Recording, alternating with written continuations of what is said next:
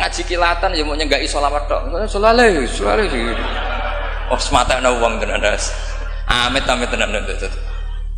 Loh kenapa? Sholawatnya baik, tapi Jibril juga gak paham. Sholale itu kan kalimat apa kan juga jelas.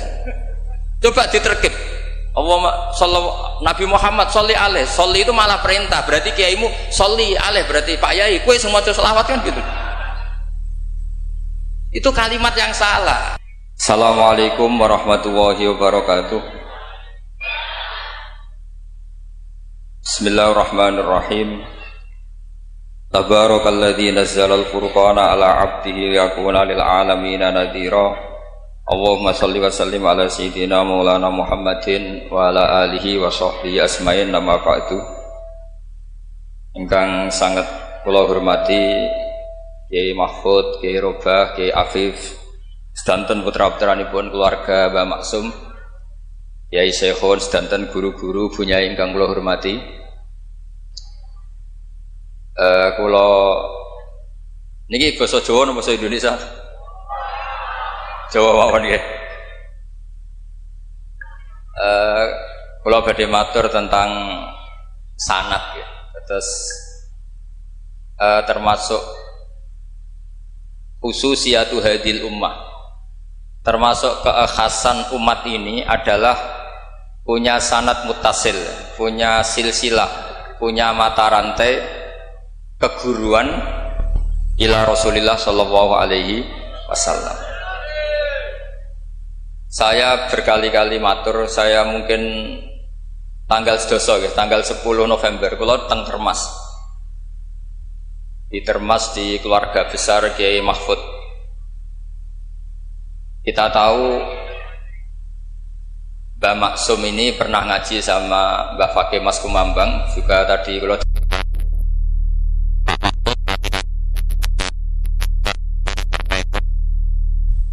kok fisik nganggo hati tuh, ngomong fisik nganggo hati.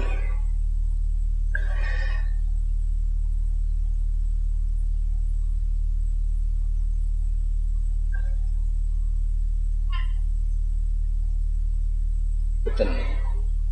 Kalau terusakan ya, dados min khosoisi hadil ummah atau termasuk khususiyatu hadil ummah adalah sanad keguruan. Sing sanad keguruan niki muttasil ila Rasulillah sallallahu alaihi wasallam dan tidak boleh terputus. Itu saya tidak akan bosan-bosan nyampaikan itu. Iku boten sifatu madhin tapi sifatu raddin. Bukan madh, bukan muji. Terus padha karo muni Gus Bah iku ya ora maling, ya ora bajingan, ya ora lucu. Dan Nabi Ibrahim mau digelari pangeran ya ora Yahudi, ya ora napa Nasrani. Itu memang benar-benar aneh. Kenapa itu terjadi? Karena ada zuriyah Nabi Ibrahim yang bernama Yahuda. Ini Yahuda bin Yakub bin Ishak bin Ibrahim. Kemudian Yahuda ini menjadi satu entitas, satu entitas atau satu komunitas atau bahkan satu agama yang akhirnya dikenal oleh Yahudiyah. Berhubung anak putune Yahudi, wong bayangno Ibrahim nggih napa? Yahudi. Karena Ibrahim itu manggon teng kawasan Bethlehem, teng Hebron, dan di situ sekarang jadi komunitas Nasrani. Orang juga menganggap Ibrahim itu napa? Nasrani. Sehingga Allah ngutus makhluk terbaiknya, nabi terbaiknya, gini ku Nabi Muhammad sallallahu alaihi wasallam. Terus Nabi Muhammad niki sing ngelurusno nak Ibrahim iku mboten Yahudi nggih mboten napa Nasrani.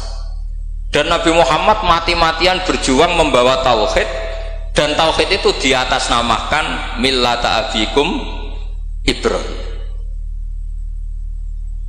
Terus niki mengke dados perhatian sesarengan. Artinya gini, orang yang sudah meninggal niku sudah nggak bisa apa-apa. Wonten ayat teng Quran niku nyifati Nabi Ibrahim namun kalian dawuh maka na Ibrahimu Yahudiyya wala Nasrani.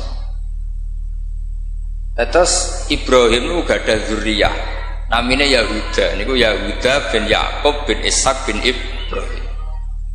Akhirnya ketika Yahudiyah ini jadi satu entitas itu saged agama, saged marga, saged nama kerajaan.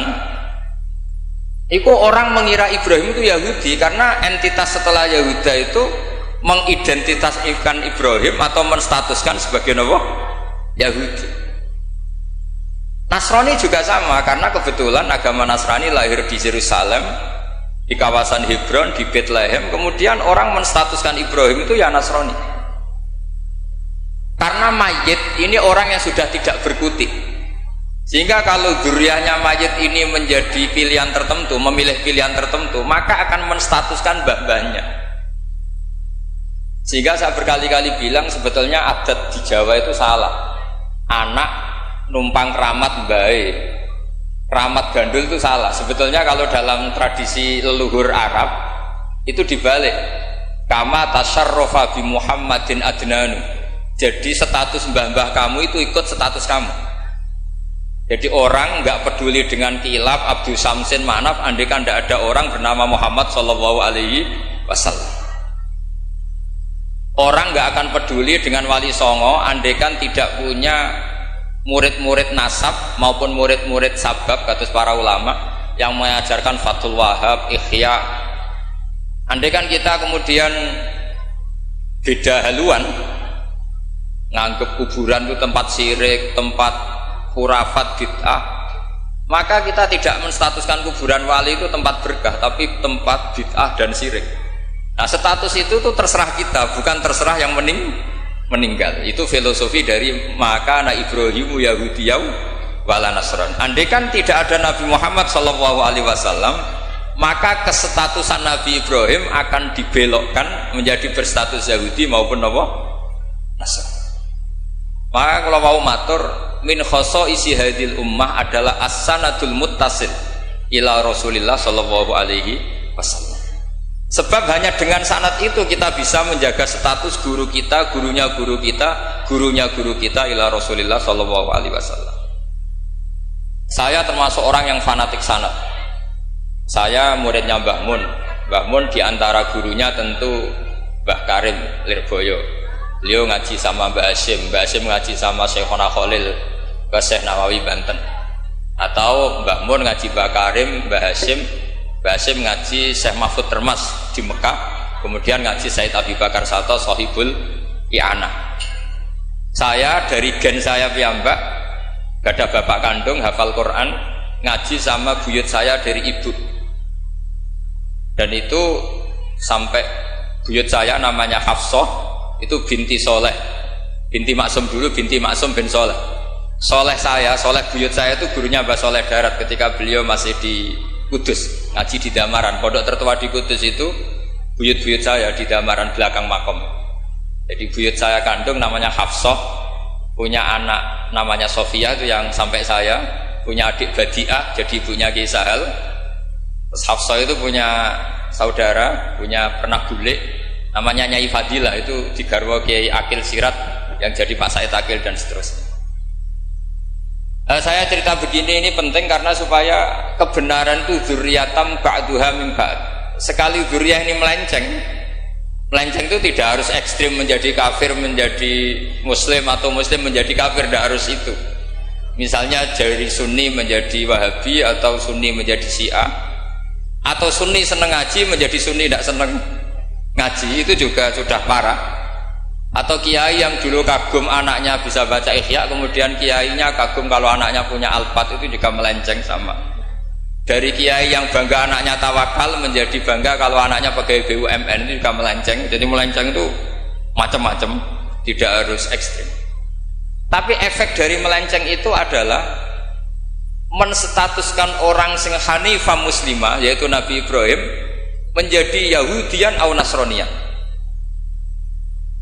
Jadi kira-kira kalau ada muridnya Mbah Mun kok kedonyan, sebetulnya mental kapitalistiknya itu dia mungkin nyifati Mbah Mun bahasa hal itu enak kayak gede, tamune akeh, duit akeh, mesti seperti itu.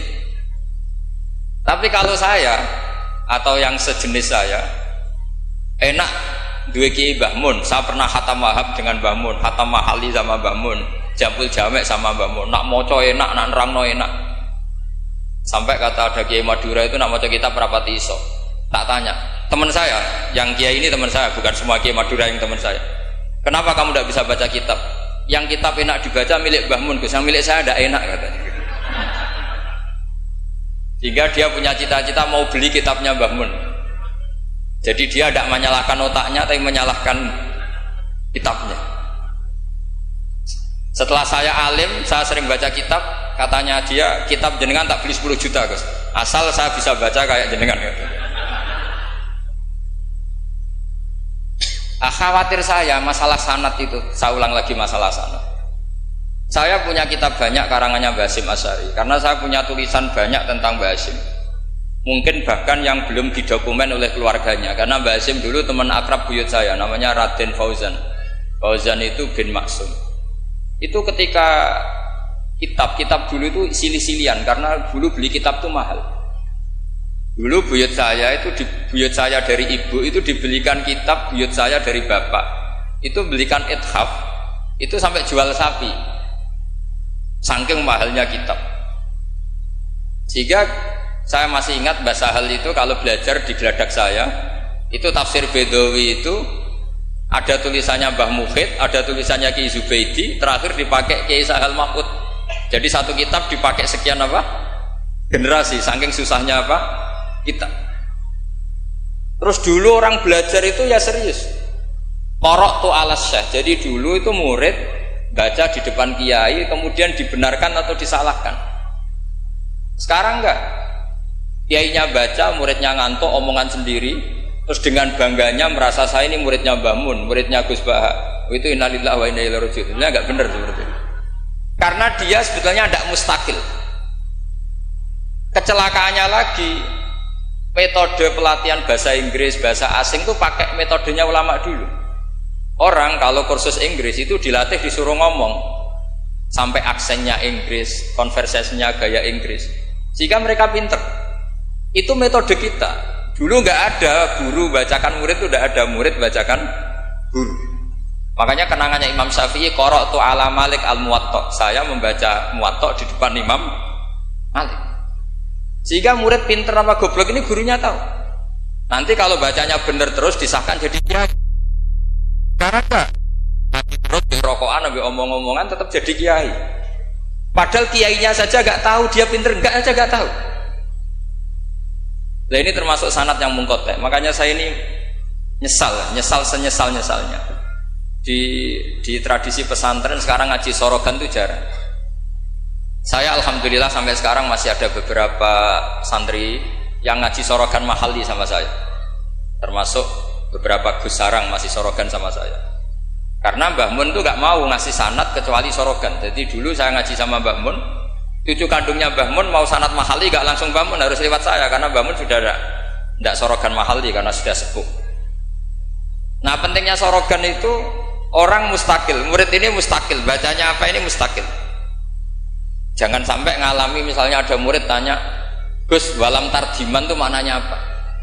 Saya yang kecelok orang alim saja gak tahu maknanya lam tarjiman. Setelah tak lihat ternyata di bab khed walam tarodaman, dia baca langsung lam tarjiman. ya bingung.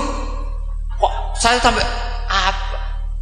Madatul kalimah dari apa? Mustaknya apa? Soroknya? Akhirnya saya coba kitabnya tak lihat, ternyata walam taro daman, dia bacanya langsung lam tarjiman. Itu banyak sekali. Nah makanya saya mohon lah di dukun ini, orang-orang yang alim atau ustadz alim itu harus tetap ada tradisi ngaji sorogan, terutama bagi khiyaru ahli, orang-orang pilihan. Dulu sahabat ngaji Rasulullah Quran itu ya sahabat yang baca. Dulu saya ngaji Quran, setor Quran min awali hatta akhiri, ya saya yang baca. Beberapa kali saya baca kitab di depan Mbah Mun, di depan Gus-Gus, di depan kiai-kiai saya. Jika kiai dulu itu tahu ini sudah alim, ini belum, ini setengah alim, ini setengah waras, ini tidak waras, itu tahu. Karena kelihatan sekali, tingkat naifnya itu kelihatan sekali.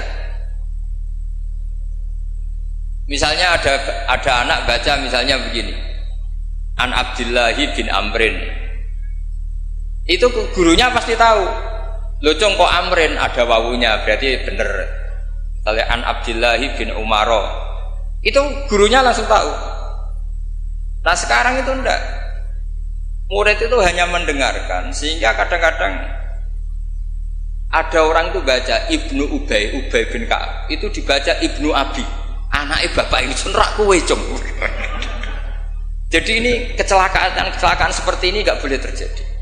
Ada lagi murid yang tanya gini, ini setengah pinter tapi ya setengah goblok. Saya pernah sorogan fikih ditanya, tidak boleh nikahi zaujatul ab. Saya ulang lagi ya. Wala tangkihu manakaha abaukum minan nisa illa ma qad salaf. Tidak boleh menikahi istrinya bapak. Itu orang Jawa langsung protes, Gus, bojone bapak rak ibuku. Itu setengah pinter setengah goblok. Setengah pinter karena di Jawa rata-rata orang itu istrinya satu. Artinya kalau bojone bapak ya mesti ibunya dia.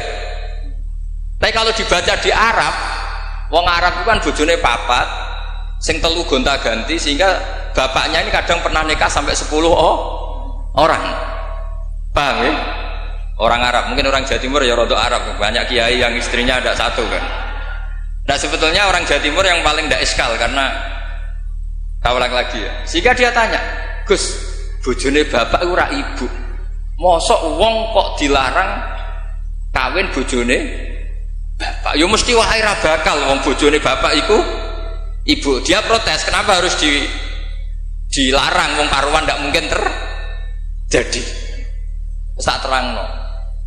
Kalau orang Arab kan mungkin, yaitu bojone bapak satu ibu kamu, dua Sri, terus Wahyuni atau siapa. Ini orang yang pernah dinikahi bapak kamu itu haram kamu nikah. Nah berhubung dia orang Jawa, bojone bapak itu mesti ibu, karena ibu istrinya satu. Nah itu setengah pinter setengah goblok. Setengah pinternya bisa bantah, agak cerdas lah, bisa usul gitu. Setengah gobloknya itu sebetulnya ketika dengan ibunya itu bahasa Arabnya bukan zaujatul ab tapi ummuka. Kamu tidak boleh menikahi ummuka. Jadi bukan dimasukkan zaujatu abika. Jadi kalau dalam bahasa fikih itu status yang dipakai status terdekat. Jadi misalnya saya menghukumi ibu saya ya ummi, itu ibu saya. Tapi ketika istrinya bapak yang lain harus distatuskan zaujatu abika. Itu tidak bisa, kalau orang nggak sorogan itu tidak bisa. Nah kalau orang-orang NU, orang-orang pesantren saja sudah ada alim, apalagi yang di luar kita. Karena tadi sanad ini sudah mulai mengkotak, ini sudah agak kecelakaan betul. Dulu Imam Malik tuh ngaji di depan Imam Malik ngaji di depan Imam Zuhri, ya sorogan. Imam Syafi'i ngaji di depan Imam Malik, baca muwatta khatam benar semua. Terus qad ana laka antuftiya, ana itu sudah saatnya kamu iftah, karena baca min awali hatta akhiri benar semua. Masih ngaji sama Sufyan bin Uyainah, masih ngaji sama Sufyan As-Sauri, terakhir beliau ngaji sama Muhammad bin Hasan As-Syaibani di Irak. Itu semuanya yang baca Imam Syafi'i, sak logikanya. Terakhir dites begini Imam Syafi'i, sama sih, saya termasuk sering baca kitab Risalatus Syafi'i. Saya sering baca kitab sering baca kitab Risalatus Syafi'i. Itu dites begini. Kata Sufyan As-Sauri, ya Aba Abdillah, kalau manggil Syafi'i itu Aba Abdillah, ma makna hadisi la tuharrikut tayra min makinnatiha. Gurunya yang satu tidak baca makinnatiha tapi min wakanatiha. Jangan gerakkan burung dari sangkarnya. Kalau sampai yang dibedai mesti jawab ini, kurang penggawean apa ngobrak-ngobrak manuk kan gitu. Tapi Imam Syafi'i dengan fasihnya menerangkan orang Arab itu kalau mau pergi itu tatoyur itu pakai ukuran terbangnya burung. Nak digusah terbang ke kanan ila aimana berarti alamat baik. Kalau berterbang as'ama atau aisara berarti buruk. Itu kalau ada burung di hutan terus digusah. Kalau nggak ada burung di hutan, dia memang nyimpan burung diletakkan di kurungan, tapi kurungannya dibuka terus diubrak. Nak terbangnya nganan baik, kalau ke kiri burung. Makanya disebut di Quran innama ta'irukum ma'akum inna tatoyarna bikum, karena yang dipakai ukuran itu ta'ir. Ta'ir itu sesuatu yang terbang. Itu Imam Syafi'i langsung paham. Adatul Arab kalau mau pergi itu melihat terbangnya burung. Sehingga makna hadis la tukharriqut tayra min makinnatiha, jangan mentaklekkan barokah tidaknya pergi berdasar terbangnya burung, tapi berdasar pergi kamu itu fi taatillah atau fi maksiat. Nangis gurunya. Padahal pas itu Imam Syafi'i umur 15 tahun. Wong kok pintere ngono. Makanya terus sampai dipuji-puji. Saya punya keyakinan kalau nanti fata min Quraisyin yamla'u tibaqal ardi ilman tuh kamu. Padahal teksnya hadis hanya gitu, jangan gerakkan burung dari sang.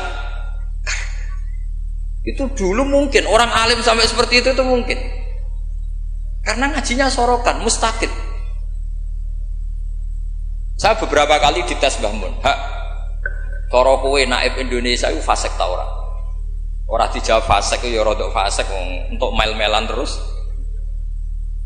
Nak dijawab fasik padha karo ngukumi nek kae wong sak Indonesia agak sah mergo waline napa?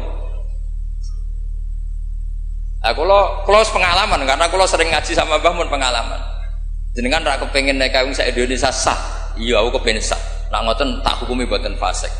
Itu Mbah Mun sewenengnya saya sampai diambung itu ya bilang gitu. Cara wong Arab nak seneng diambung bombonan.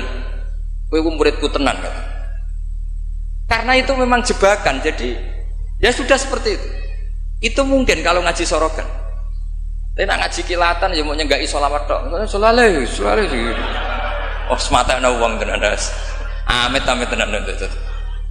Loh kenapa? Sholawatnya baik, tapi Jibril juga gak paham. Sholale itu kan kalimat apa kan juga jelas. Coba diterkip. Nabi Muhammad sholli alaih. Sholli itu malah perintah. Berarti kiaimu sholli alaih. Berarti Pak Yai, kowe semua sholawat kan gitu. Itu kalimat yang salah. Iya, waqala Rasulullah sallallahu alaihi wasallam. Terus muridnya muni sholli alaih, berarti kan kalau dimaknani kan sholli maca sholawat sira Pak Kiai, ali ngatasé mun jenengan mawon sing maca sholawat. Nah, berhubung itu bahasa Arab gak ketara salahe kan gitu. Adat-adat ngono iku mareni gitu. Itu naif. Mestinya kan qala Rasulullah sallallahu alaihi itu sholat alaih lah, paling enggak ada dhamir mustatir yang kembali ke Allah. Ya kalau terus muridnya bilang apa? Sholli alaih, coba sampean maknani sholli alaih. Sholli ya syekh alaihi ala nabi. Kacau enggak kira-kira ada kan dengar orang yang ngerti itu. Tapi alhamdulillah banyak yang enggak tahu sehingga ya alhamdulillah. Makanya saya berkali-kali muji orang bodoh itu barokah. Mergo ora salah wong. Jadi penak weh. Kalau saya tangisan, nak pondok gede weh salah oleh maca sholawat mun sing pondok cilik.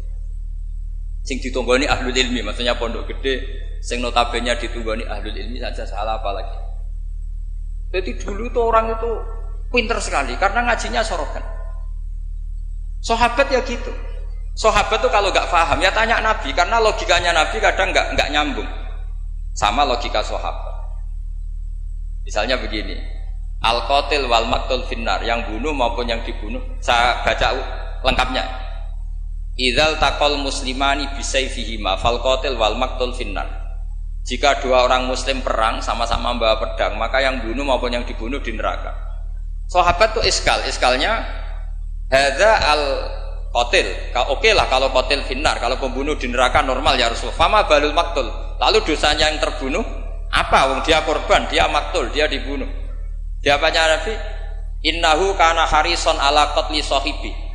Dia sebut maktul, oke, dia maktul, tapi mentalnya qatil. Artinya gini, yang terbunuh itu mentalnya qatil apa maktul? Qatil, karena dia saat tempur tentu inginnya membunuh. Artinya maktul itu status fakta, tapi status mentalnya qatil. Itu hebatnya Rasulullah. Ya ketika ada orang sama-sama bawa pedang duel itu mentalnya semuanya qatil. Cuma yang satu nasibnya maktul. Nah, maktul ini status nasib apa status niat? Status nasib, niatnya dia tetap qatil sebagai pembunuh. Jadi segampang itu Rasulullah menjelaskan karena tadi ada sorogan. Jika Nabi setiap ngaji sama sahabat, aro'aitakum hadhi, aro'aita kadza, aro'aitukum kadza.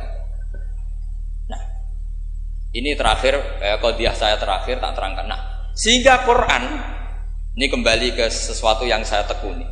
Sehingga Quran itu mengajak orang itu berdialek, dan sering ada kata aruni, kul aro'aitum. Kenapa demikian? Karena nggak boleh orang tuh menerima ilmu itu karena dicekoki guru. Dia harus bisa berpikir sendiri. Jika Allah kalau ngendikan, nggak apa-apa selain saya sebagai Tuhan nggak apa-apa kata Allah. Kamu bilang Yesus Tuhan nggak apa-apa, Fir'aun Tuhan nggak apa-apa. Tapi kata Allah, aruni madza khalaqu minal ardi. Tapi tolong tunjukkan ke saya prestasinya Fir'aun apa? Apa ketika saya bikin langit dia ikut menciptakan langit? Apa ketika saya bikin bumi dia ikut menciptakan bumi? Aruni madza khalaqu minal ardi am lahum syirkun fis-sama. Jika orang terus mikir, kalau Fir'aun Tuhan, Yesus Tuhan, atau siapa saja yang selain Allah dianggap Tuhan, lahirnya di mana? Oh, Yesus lahir di bumi. Bagaimana mungkin lahirnya di bumi tahu-tahu menuhani bumi? Fir'aun ketika merasa Tuhan, Musa ditanya, Tuhan kamu siapa? Rabbus samawati wal ardi, yang nuhani langit dan bumi. Terus kata Fir'aun, ya Haman ibn li sorhal la ali abluhul asbab. Sudah saya mau bikin piramida, mau lihat Tuhannya Musa. Terus soal di bumi kata Fir'aun, ma'alim tulakum min ilahin wiri. Saya jalan-jalan kemana-mana, setahu saya yang dituhankan saya, kata Fir'aun. Nabi Musa ganti argumentasi bilang, Rabbukum wa rabbu abaikumul awwalin. Yang nuhani nenek moyang kamu. Itu semua hadirin langsung sadar. Iki nak Fir'aun pangeran, buyute radi pangeran, kan pangerannya datang terlambat. Kan Fir'aun punya bin. Wong Fir'aun itu nama gelar kayak Hamengkubuwono. Fir'aun 1, Fir'aun 2, Fir'aun 3, Fir'aun kan gitu. Makanya zaman Nabi Yusuf itu rajanya juga namanya sudah Fir'aun. Zaman Nabi Musa juga Fir'aun, karena itu gelar. Artinya begini, kalau Fir'aun itu Tuhan, berarti mbah-mbahnya tanpa Tuhan, karena Tuhannya datang terlambat. Itu dilatih. Sehingga Quran itu sering ngendikan aruni, aro'aitum, aro'ait, itu diulang-ulang. Ngaji sorogan itu pentingnya ya seperti itu. Santri akan tahu. Ini bacanya yajibu apa yajubbu. Kalau di hadis al-Islam yajubbu ma qablah. Mergo maknane yaktok. Jadi ketika ada seorang sahabat lama sekali kafir dulu, ketika Islam dia ngeluh, ya Rasulullah setelah saya Islam apa dosa saya zaman jahiliyah diampuni. Terus Nabi ngendikan al-Islamu yajubbu ma qablah. Itu bacanya bukan yajibu tapi apa? Yajubbu ayaktau. Nah kalau pas ini kamu baca yajibu kan, al-Islamu te Islam yajibu, pusing kamu. Itu kalau gak sorokan tidak bisa. Jadi saya mohonlah sanad ini nggak boleh hilang, karena yang punya khazanah kealiman itu kita itu maksudnya pesantren. Kalau kita saja tidak alim, apalagi di luaran kita. Ini bukan urusan suudzon atau menstigmasi, enggak. Yang menyediakan itu kita. Di luar kita malah pakai terjemah, pakai paling KHI lah, kompilasi hukum Islam. Yang masih pakai teks Ihya Fathul Wahab itu kita. Karena Fathul Wahab Ihya dikerdusi nganti sawangan. Ya ini dhewe maca terjemahan. Ngaji ini nganggo laptop amen ngincang-ngincang perkara ndelok terjemah. Sinalillah wa inna ilaihi raji'un. Itu bukan apa-apa, sebenarnya orang nggak alim itu tidak apa-apa, tidak dosa. Tapi kan masalahnya sing ra alim ta yo gayane kok wong alim itu semani masalah kan itu. Orang aku bodoh kan yo ora gelem kan. Dulu itu tidak seperti itu. Sehingga Nabi Ismail misalnya, Nabi Ibrahim itu Nabi itu diperintah Allah mesti benarnya. Inni arafil manami anni atbahuka. Saya bermimpi, mimpi anbiya adalah wahyu, bahwa saya disuruh nyembelih kamu. Apa kata Nabi Ibrahim? Fangzur madza tara. Lalu menurut pendapat kamu gimana? Karena mulai dulu enggak, jadi tradisi di kampus dua arah, mahasiswa disuruh mikir, disuruh cerdas. Itu dulu kita sebelum ada kampus, para nabi sudah punya tradisi murid itu mustaqil bil fikr. Murid bisa mikir sendiri. Fangzur madza tara. Menurut pendapat kamu gimana Ismail? Supaya apa? Kalau Ismail betul-betul nanti disembelih, itu dia tidak hanya nurut Nabi Ibrahim, tapi memahami, jika dapat ganjaran 2 kali, nurut bapak, ya nurut pangeran. Atau nurut pangeran ya nurut bapak. Fandur madza tara qala ya abatif almatu. Jadi tidak mentang-mentang Ismail aku dikongkon pangeran nyembelih kowe ayo nang tak sembelih tak oleh bantah nurut. Tidak ada seperti itu. Lagi-lagi yang ada itu di ngaji sorogan. Nah, kemudian saya sekarang cerita masalah sorogan. Saya beberapa kali punya kenangan Mbah Mun, karangan terakhir beliau Al-Ulama Al-Mujaddidun. Tiap ketemu mesti disuruh baca itu. Sampai saya pas haji sama beliau ya baca itu di Tujami Bari Rasulillah. Ketika saya di Sarang ya Syawal ya baca itu.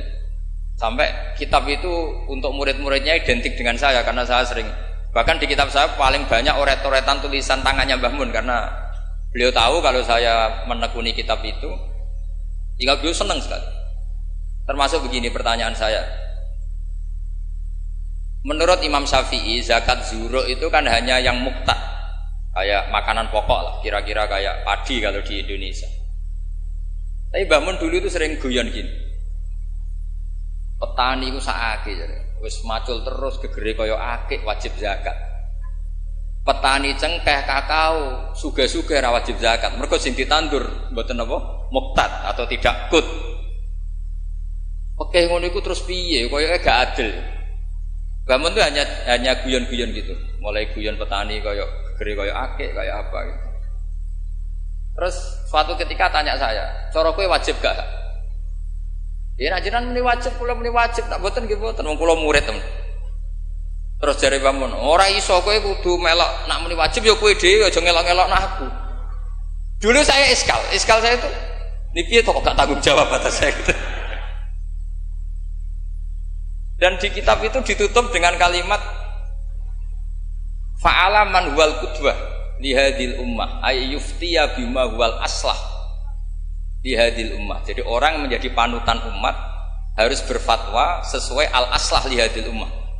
Saya masih tanya lagi, "Lho al qudwah li hadhil ummah iku jenengan?" "Iya ya aku, tapi kayak kudu mikir dhewe."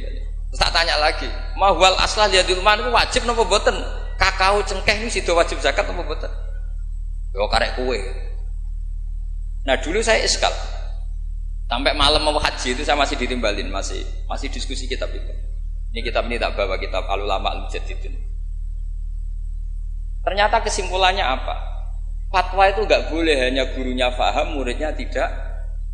Akhirnya saya tanya gini, ya Syekhona, ketika seseorang itu Syafi'i dan dia seorang mufassir, hal yataqayyadu bi madhhabi imami amlah. Misalnya gini, kan dalilnya Yusuf Qardawi yang ngutip Ibnu Katsir kan semua tanaman wajib zakat, termasuk kakao, cengkeh, apa saja, termasuk khodrowat, fawakih, atmar, simar, semuanya wajib zakat. Dalilnya adalah mimma akhrajna lakum minal ard. Ma itu umum, apa saja. Ya pertanyaan saya ke Mbah Mun, apakah seorang mufassir itu terikat madhab imamnya sehingga ma yang umum menjadi hanya yang muqtad? Apa tetap bebas karena ma itu umum? Terus ya beliau mau gejol-gejolkan ya, tapi yang beliau sempat komentar al-fawakih wal khodrowat sekarang aksaru iktisodian secara ekonomi lebih prospek, harusnya wajib zakat. Nah saya kenapa cerita panjang lebar ini supaya jangan sampai pondok-pondok yang belajar Fathul Wahab, belajar Ihya, belajar Fathul Mu'in, kemudian kita dianggap orang yang antisosial. Petani melon kaya, petani tebu kaya, sudah kaya tidak wajib zakat karena yang ditanam tidak kut. Petani pari wis melarat, utangan hanya karena yang ditanam apa? Kut atau muqtad wajib zakat. Lalu kata dunia kan terus piye to kiai? Nah ini saya mohon sekali itu murid-murid bisa memahami kalau kita itu mendiktekan pikiran kita. Nah dulu Imam Syafi'i cara belajar seperti itu. Imam Syafi'i itu dulu senengnya sama orang miskin tak ngamek karena sifatnya Nabi wa yuhibbul fuqara wal masakin terus ya. Wa yajlisu ma'ahum wa yaruddu mardahum. Wa yuhibbul fuqara wa yajlisu ma'ahum wa yaruddu mardahum terus. Dia ketika di Mekah miskin, di Madinah mulai gundah. Imam Malik itu gaya orangnya. Jadi kalau duduk di kursi tinggi, babutnya itu empuk. Beliau mulai iskal, ini kiai kok kaya raya. Tapi itu dipendam sama Imam Malik. Terus ketika Imam Malik mengesahkan Imam Syafi'i jadi mufti, Imam Syafi'i tanyanya begini, setelah jenengan orang yang alimnya kayak jenengan itu siapa aja? Dari Imam Malik, sakjane Abu Hanifah, tapi wongnya mati, orangnya sudah meninggal. Mungkin beliau juga bilang mati karena selevel. Mungkin kalau kita harus bilang kapundut. Bahasanya memang mata, bukan tufiya. Lalu siapa yang alimnya kayak Abu Hanifah? Muridnya masih hidup, namanya Muhammad bin Hasan. Kita bisa ke sana, boleh dari Imam Malik. Imam Malik itu kaya, uangnya banyak, tapi beliau rumahnya ngontrak. Jadi kiai mulai dulu lebih seneng uang cash daripada apa sawah Tegal karena nggak bisa sodakon. Akhirnya Imam Malik gandeng Imam Syafi'i dijak ke Baki. Dulu Baki itu pasar kafilah, rental lonta gitu. Mana kafilah yang mau ke Irak? Oh saya ya Imam Malik, dibayari sama Imam Malik ini antar sampai ke Baghdad, sampai ke Kufah, sampai ke Baghdad. Dulu namanya Baghdad itu ya Baghdad, Kufah, Basrah, belum ada nama Irak. Terus Imam Syafi'i disangoni uang tuh banyak. Pernah saya hitung tuh sekitar hampir 40 juta.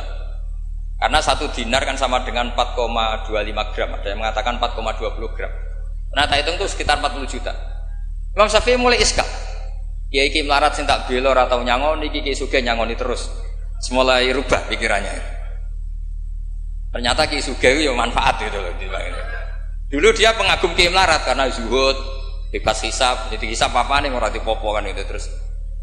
Bareng ngaji di Irak, di Baghdad itu, di Kufah. Karena dulu itu satu kawasan. Ini perlu saya sampaikan. Jadi dulu Kufah itu bukan nama kayak sekarang, Baghdad Irak.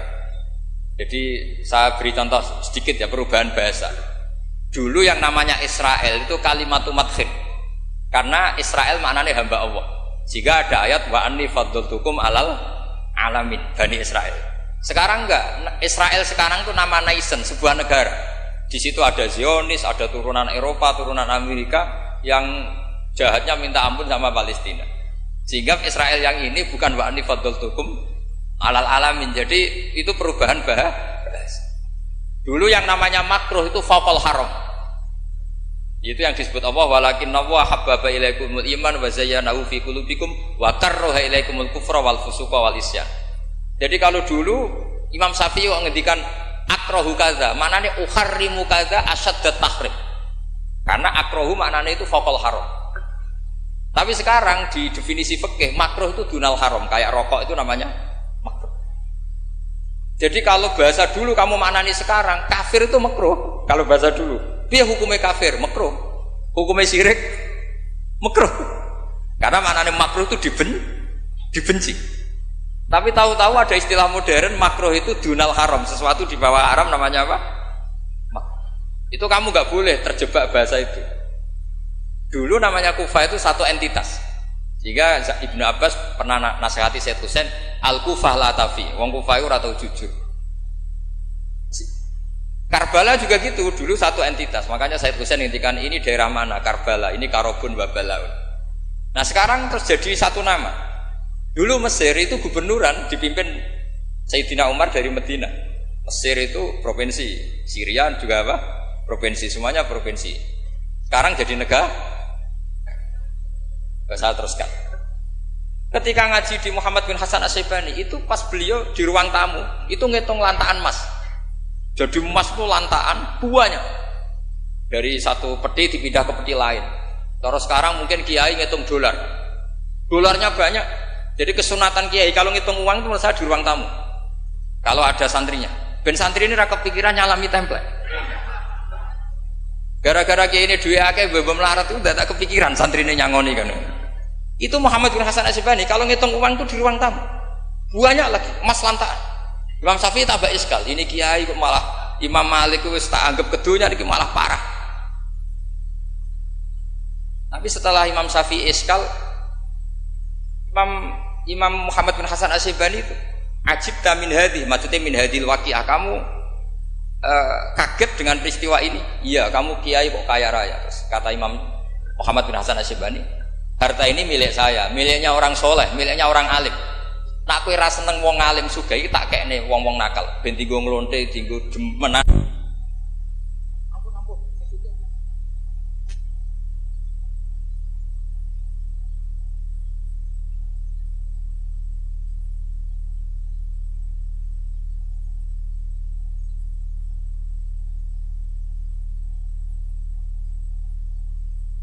kuat beli kuda, kok beli khimar haram.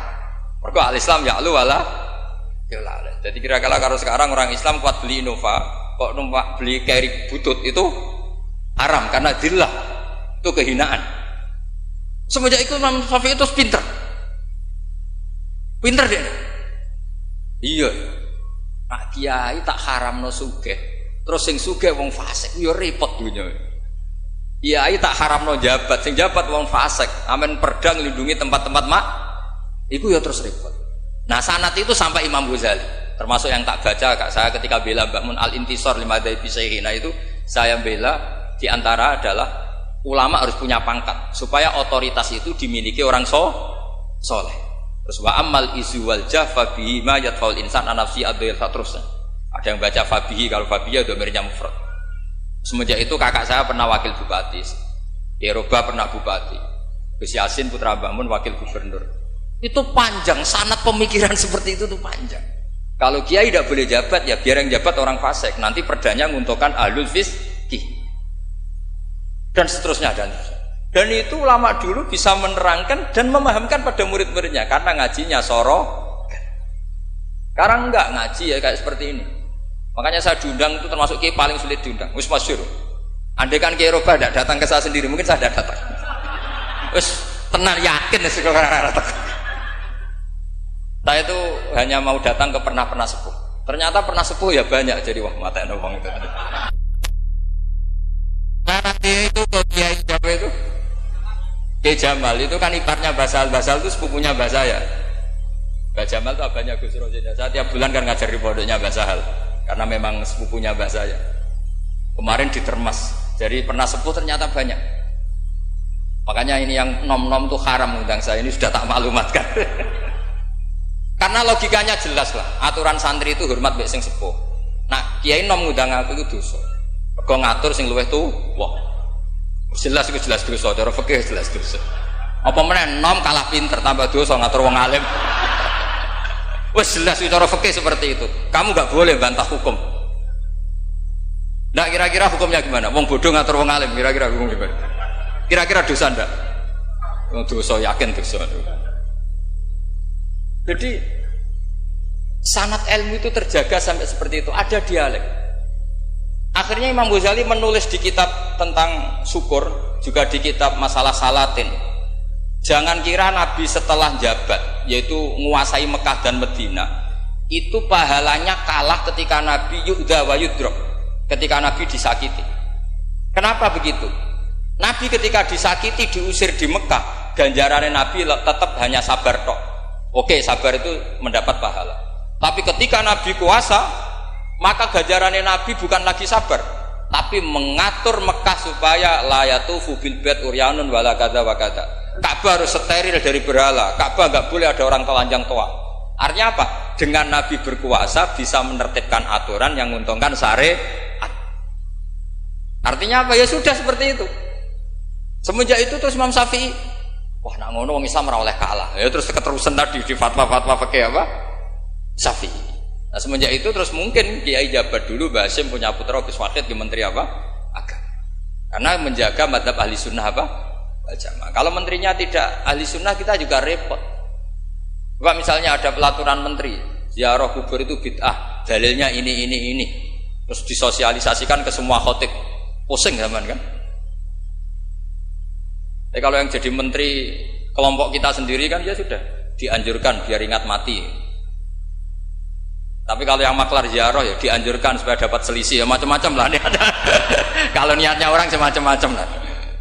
Tapi yang jelas itu efek dari kebijakan ini luar biasa. Sehingga semenjak itu Imam Syafi'i ngarang bolehnya orang soleh kaya, bolehnya orang soleh ya. Jadi itu panjang dialek itu. Dan dialek yang panjang ini muridnya tetap paham karena lewat tadi pemahaman yang benar, sorogan tadi. Itu istilahnya Nabi Ibrahim, fangdur madza tar. Nah, ini mulai hilang, makanya saya mengutarakan sesuatu yang mulai hilang. Cobalah dihidup-hidupkan lagi. Untuk anak-anak kiai cobalah tetap sorogan. Saya alhamdulillah dulu menangi sorogan.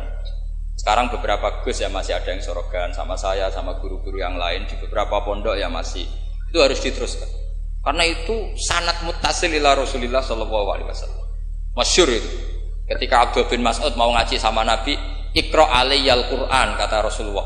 Aqra'u wa alayka unzil. Mosok kula sing maos Nabi kan Quran diturunke ning jenengan. Inni uhibbu an asma'ahu min ghairi. Aku seneng nek sing maca wong liya. So, Abdullah bin Mas'ud mulai baca surat Nisa. Baca sampai ayat fa kaifa idza ji'na min kulli ummatin bisyahidi wa ji'na bika ala haula'i syahida. Fa idzan ainahu tadrifan, terus Nabi nangis. Tapi intinya itu ada sanad bahwa murid yang baca. Nah, kenapa kalau saya ngaji PD? Mereka aku muji pangeran, saya tidak pernah mikir awakku, tak penting awakku, penting muji pangeran. Ngaji itu artinya kan muji pangeran, muji ilmune pangeran, ya sudah selesai. Itu anakku itu ndonga iku mikir awakmu dhewe. Mulane ndonga mek ngaji ku derajate dhuwur ngaji. Mergo ngaji muji pangeran, nak ndonga mikir awake dhewe. Makanya masyhur itu ada dua kelompok di masjid, yang satu diskusi halal haram, yang satu berdoa. Nah, terus Nabi keluar dari rumah berdiri sempat ragu, saya kemana? Terus akhirnya Nabi ngendikan mereka itu berdoa kalau Allah mengabulkan ya disembadani.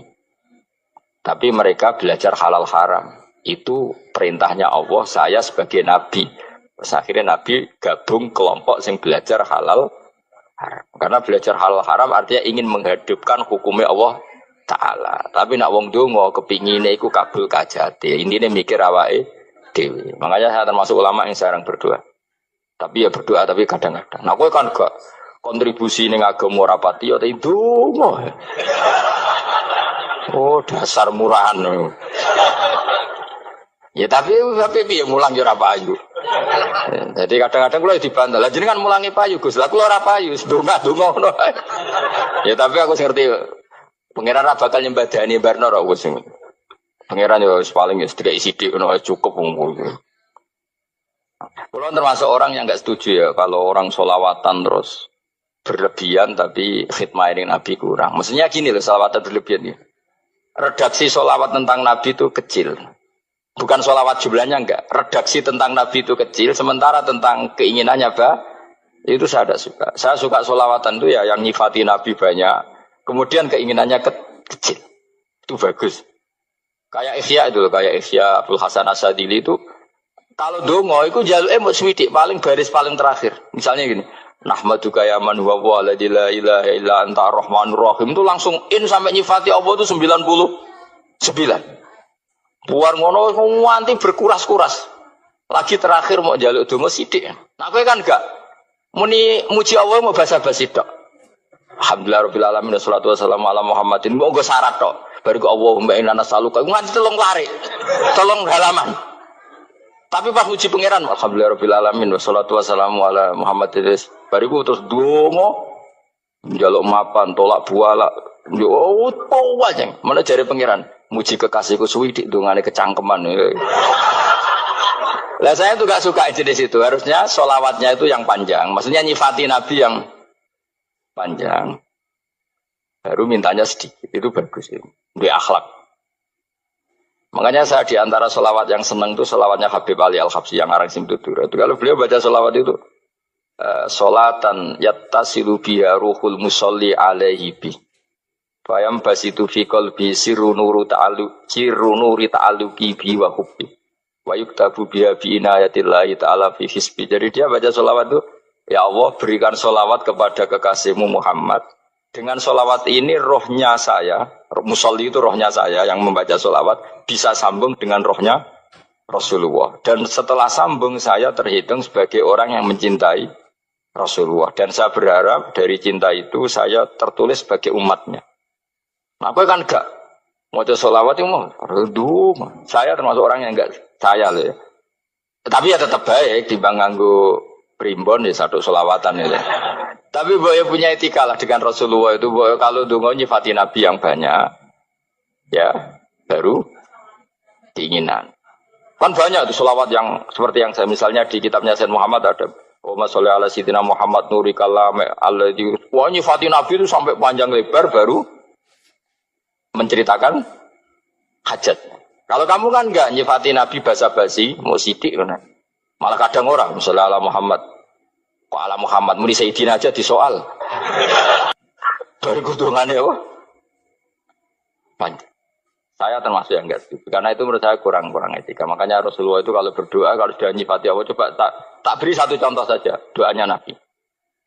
Alhamdulillah hamda yuwafi ni'amahu wa yukafi'u mazida ya Rabbana lakal hamdu kama yanbaghi li jalali wajhika 'azimi sultanik la nuqsi thana'an 'alaika anta kama asnaita 'ala nafsik. Itu sudah berapa itu nyifati Nabi? Itu belum doanya tuh. Nah, kamu kan enggak Allahumma alhamdulillahirabbil alamin Allahumma ya Allah di hajati wes gremeng tok titik. Seramutu tenan. Jangan gak bakat wali.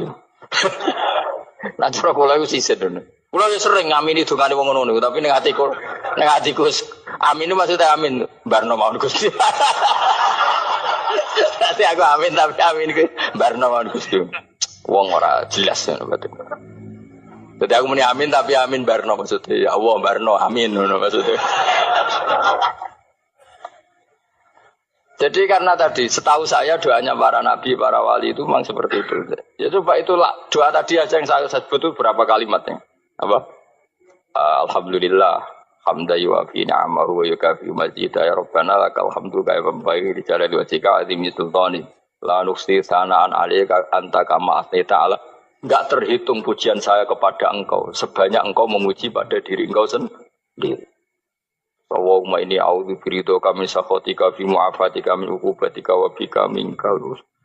Allahumma sholli bi haqqi jabarutika wa bi khawsika. Kan panjang sekali doanya wali-wali itu, tapi semuanya mensifati Allah. Bahkan banyak yang kemudian lupa enggak doa.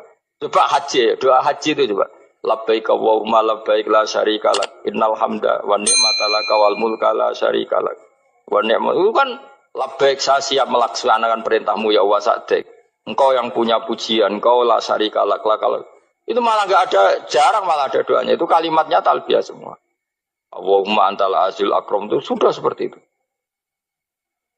Karena tadi al mu'min yashghaluhu sana 'ala Allah min ayyakuna li nafsihi dzakiran. Mukmin sejati adalah sibuk memuja Allah sampai lupa jatah dirinya sendiri.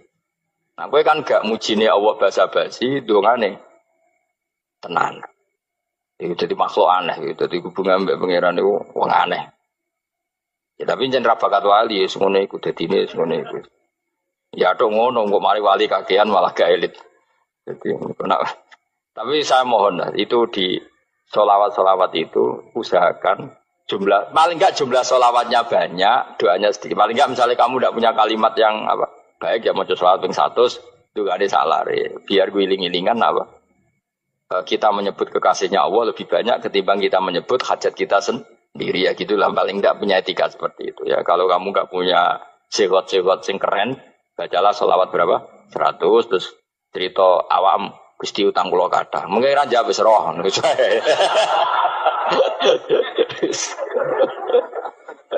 Tapi kan kita menyebut kekasihnya sampai 100 nyebut utang bisa. No cowok nyebut kekasih pisan nyebut utangnya 100. Berarti yang nak ditakoki pangeran, kowe nyebut kekasih wong pira pisan, nyebut utang 100 dasar ra utang nomor kan. Ya ada, saya termasuk orang yang enggak setuju tadi. Jadi kalau apa redaksi sholawat cari yang mujinya Nabi lebih apa? Lebih banyak. Karena itu nanti lebih diridhoi Allah Taala. Coba Allah sendiri kalau nyebut nabinya itu hitung saja. Laqad ja'akum rasulun min anfusikum. Jadi rasulun min anfusikum, seorang rasul yang sejenis dengan kamu. Terus azizun, orangnya sangat terhormat. Alaihi ma'anitum, rasul ini siap menanggung apa yang kalian tidak mampu. Kowe ra bakat mlebu swarga barokah syafaate Nabi akhir mlebu swarga. Kowe ra kelar korban, Nabi tahu mengorbankan kita semua. Dokha Rasulullah bikabsaini terus hada an ahli wa hada amman lam yudakhi min mati jenenge alihima anittum. Nabi menanggung apa yang kalian berat. Azizun, Nabi itu ali terus harisun alaikum, Nabi sangat berkomitmen menyelamatkan kalian. Haris itu keinginan yang berlebihan itu jenenge apa? Haris kiye kuno namanya ini ngungseng, keinginan yang over. Nabi itu sangat berkeinginan kita ini maslahat. Terus bil mukminina raufur. Allah yang super saja kalau nyebut nabinya nyifati sebanyak itu. Ada ayat lagi misalnya, Rabbana wab'ats fihim rasulam minhum yatlu alaihim ayatika. Muhammad itu siapa? Seorang rasul yang membacakan ayat-ayat Allah. Wa yu'allimuhum, seorang rasul yang mengajari mereka alkitab wal hikmah. Wa yuzakkihim, seorang rasul yang membersihkan akhlak-akhlak kita. Jadi artinya Allah punya tradisi kalau nyifati rasul itu banyak. Juga nyifati orang-orang sekeliling rasul. Makanya menurut saya mazhab Syiah itu enggak pas. Karena Allah kalau nyifati Rasulullah itu jika nyifati orang-orang di sekeliling Rasulullah, dan itu dengan pujian, yaitu Muhammadur Rasulullah walladzina ma'ahu asyidda walal kufar ruhama'u bainahum tarahum ruk'an sujada yabtaguna fadlan minallahi warid wa nasimahum fi wujuhim min atharis sujud. Itu kan panjang sekali, dan orang-orang sekeliling Muhammad adalah begini. Kayak apa Allah muji para ashabu Rasulillah? Masa kita ikut kelompok yang menghina ashabnya Rasulillah? Makanya kita tetap madzhab ahli sunnah wal jamaah, yaitu mencintai semua sahabat. Karena Allah saja yang Tuhan mensifatinya dengan sehormat itu. Mensifati ashabu Rasulillah. Disifati orang-orang yang saling kasih sayang sama orang mukmin. Tarahum ruka'an, sujud dan komitmen hidupnya untuk rukuk dan sujud. Simahum fi wujuhim min asari sujud. Sudah asari sujud harus diterjemah, nanti sensitif. Cuma setahu saya asar sujud itu nanti setelah di akhirat orang sering sujud itu jabahnya itu ada nurnya. Tapi kalau ada yang nafsirkan asari sujud itu warna tertentu ya semboy. Itu sensitif. Yang jelas asari sujud itu ya sudah seperti itu. Seneng kamu kok hasut. Kowe nyen provokator, nak ono apa ya? Ada hal yang begitu terus mau berlebihan. Teke ya khisimun. Nah, aku ora ada kepentingan pokoknya ayat si mahum fi wujuhim min asaris sujud, bahwa dalam jabahnya itu ada asaris sujud. Itu masyhur kan, saya terangkan ya, tapi gue jauh sensitif loh, biasa wae.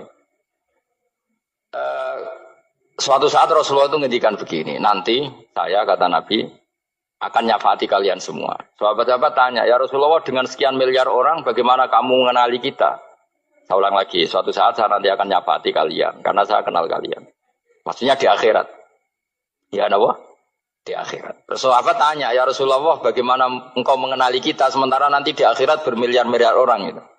Terus Nabi ngendikan gini, jika kamu punya unta dengan tanda tertentu, saya ulang lagi, jika kamu punya unta punya tanda tertentu, dalam jidatnya ada begini, dalam tangannya ada gini, dalam kakinya ada gini. Maka apa kamu bisa membedakan untamu dengan unta orang lain? Ya bisa ya Rasulullah, karena unta kita khas.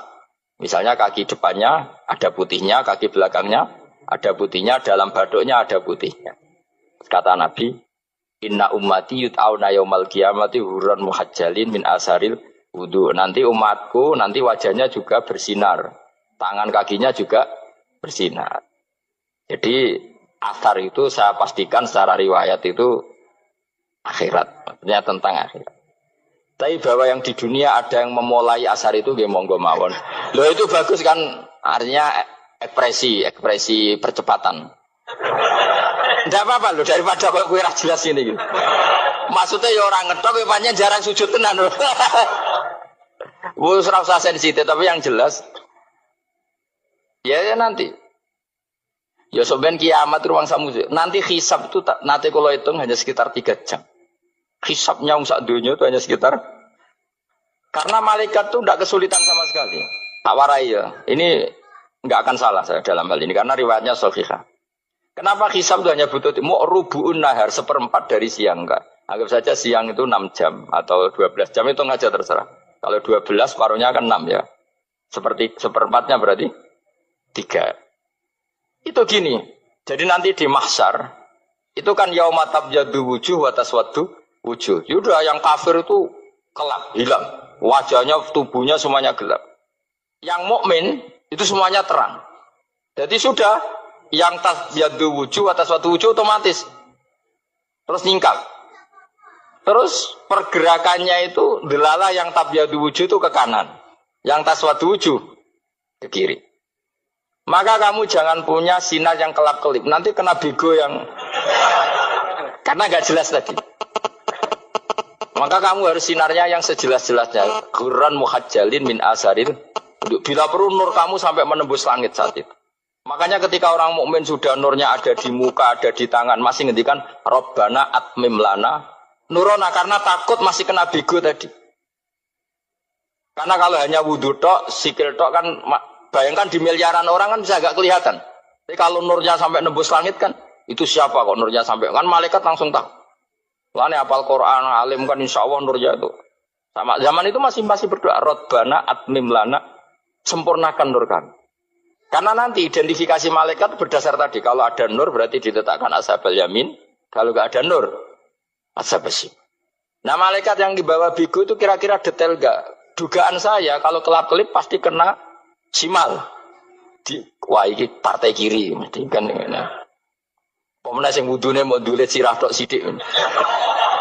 Karena anak madzhab Syafi'i. Sebetulnya meskipun itu sebaiknya kalau basuh sirah itu kabeh ben ora kelap. Mana aneh pepesan terus dulat-dulet tok. Oh iku soben ya itu. Kelap-kelip. Ya sudah ya. Setelah itu kata ngendikane pangeran yu'raful mujrimuna bisimahum fayukhadu bin nawasi wal aqdam. Orang-orang pendosa kelihatan maka diletakkan di kiri. Nah sama yang orang-orang baik simahum fi wujuhim min asari. Jadi ayat itu jelas tentang akhirat. Tapi kira usah terus provokasi. Seneng kamu kok ya khisimun maksudnya provokator gitu.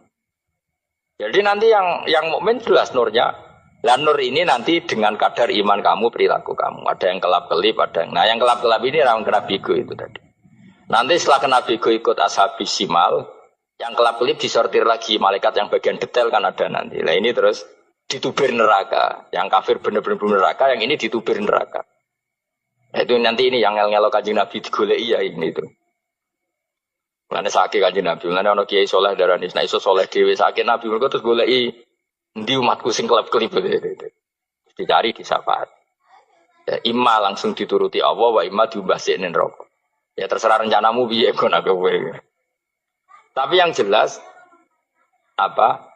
Kiamat itu cepat sekali karena tadi ada identifikasi tadi. Makanya hanya cukup 3 jam karena tadi yang jelek kelihatan jelek, yang baik kelihatan baik. Makanya cepat. Ya araful mujrimuna bisimahum, orang pendosa dikenali lewat alamatnya yaitu taswaddu apa? Wujuh. Kalau orang baik dikenali lewat tabyadu wujuh. Nah terus setelah nyingkir, ini ngono tak warai kiamat. Setelah nyingkir, itu faduri babenahum bisuril lahu bab. Setelah tersingkir tadi, terus lalu ada pintu penghalang, pintu pemisah.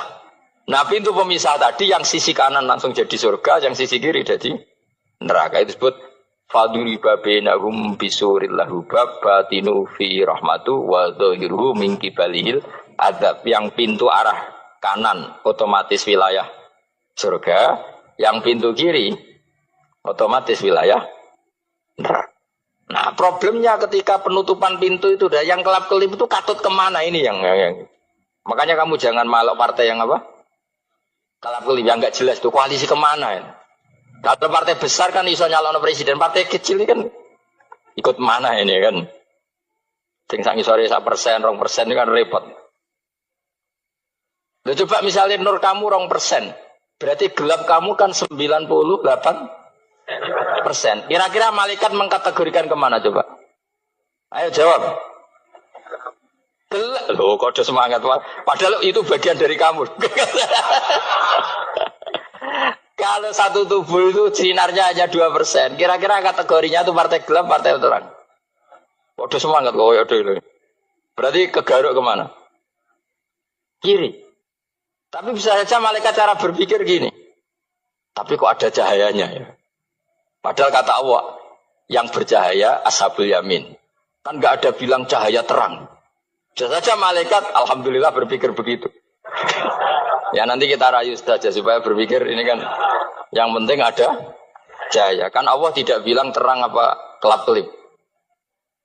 Ya mungkin saja asal ada cahaya dikategorikan lahu nur, punya apa? Nur. Tapi yang jelas saat itu pun yang sudah punya cahaya masih berdoa Rabbana atsmim lana nurona. Ya Allah saya mohon sekali nur-nur kami sempurna. Jadi ini saya bantu teman-teman yang hafid-hafid supaya tahu maknanya ya.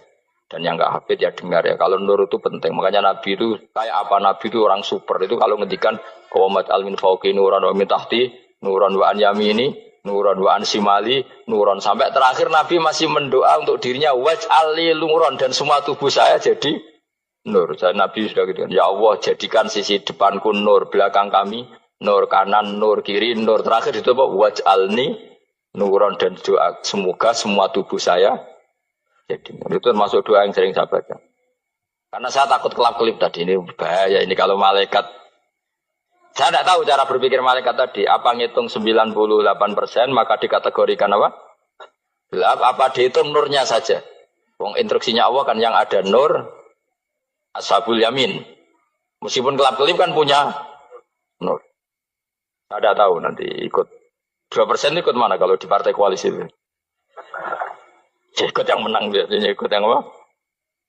Ya paham ya, makanya saya mohon kalau wudhu itu usahakan sempurna, terutama wudhu sholat. Kalau nggak wudhu sholat itu sebaiknya nggak sempurna, supaya ada bedanya wudhu sholat sama wudhu tidak sholat. Rasulullah itu masyhur gitu ya. Rasulullah itu kadang tawad doa wudhuan khafifan, wudhu yang sederhana, yaitu hanya sekali-sekali dan tidak sempurna. Ketika ditanya as-sholat ya Rasulullah, tidak.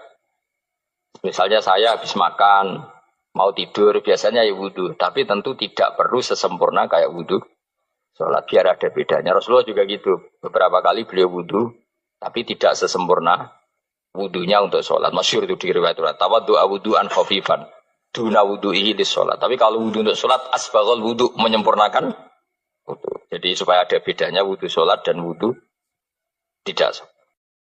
Keyakinane jenengan niku wajah niku aurat mboten, wajah wong wedok. Ayo sing ayu sing elek kan, ayo aurat ta ora? Nggih kan. Jadi lucu, makanya saya itu pernah survei semua kiai-kiai alim niku nate kula tangkleti, nggih sing alim.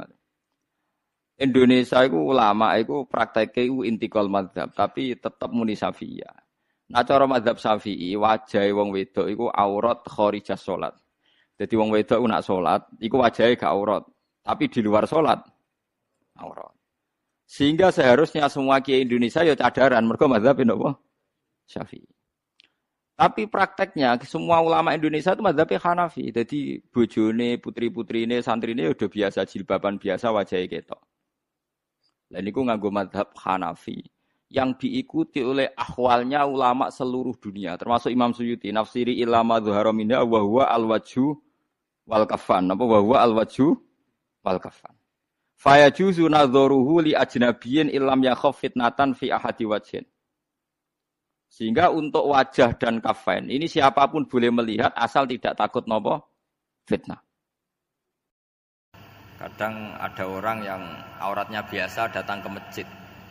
Itu kan bingungkan malaikat, mau ditulis dosa itu ke masjid, mau ditulis taat itu buka aurat. Enggak tahu hitung-hitungannya gimana nanti.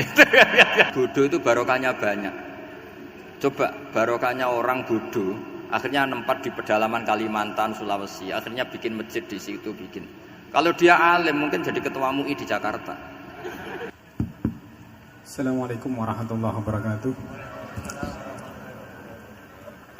Allahumma arinal haqqa haqqa warzuqna tiba'ah wa arinal batila batila warzuqna tinabah. Gus, di era sekarang ini terlalu banyak kiai. Jadi saking banyaknya kita yang awam ini bingung mana kiai yang benar, yang betul-betul benar menurut Allah. Mana yang seperti nampaknya benar tapi ternyata itu tidak seperti yang diinginkan Allah. Jadi cara pandang panjenengan ini bagi saya sudah luar biasa mencerahkan sekali. Jadi karena itu kami mohon, ini kebetulan ada ketua yayasan, juga ada Pak Rektor, ada baiknya kampus ini mulai mendekatkan tradisi keilmuan santri dan akademik, ngaji yang fundamental begini. Saya usul itu Bu, bagaimana 1 bulan sekali lah Gus Bahak kerso ke Semarang. Itu yang pertama. Yang kedua, saya juga termasuk orang yang gelisah dengan realitas sekarang. Saya juga mau ngajukan permohonan kepada Gus Bahak. Permohonan yang paling ini, mbok jenengan nulis satu buku, saya muslim saya happy gitu loh. Ini kayaknya pas banget ini. Jadi ben ora ketok kok serius banget beragama saiki iki abot banget gitu. Itu yang ketiga, ini penting sekali bagi kita orang-orang tua. Zaman saiki golek anak iso ngalim kok Gus Bahak angel. Jadi saya ingin tolong Gus Bahak ceritakan sejujur-jujurnya bagaimana orang tua jenengan didik sejak kecil sampai iso koyo sampean sakniki. Cekap saya kira. Assalamualaikum warahmatullahi wabarakatuh.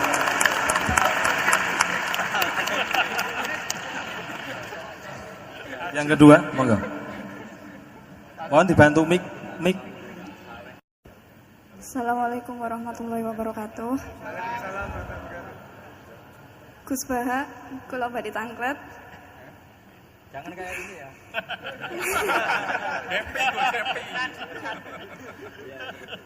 Untuk perempuan, hakikatnya menutup aurat niku pripun? Soalnya kula gadah teman niku rata-rata santri tapi kok mboten menutup aurat secara sempurna. Nah, kula pengen ngertos ilmune niku sing jelas pripun. Sampun.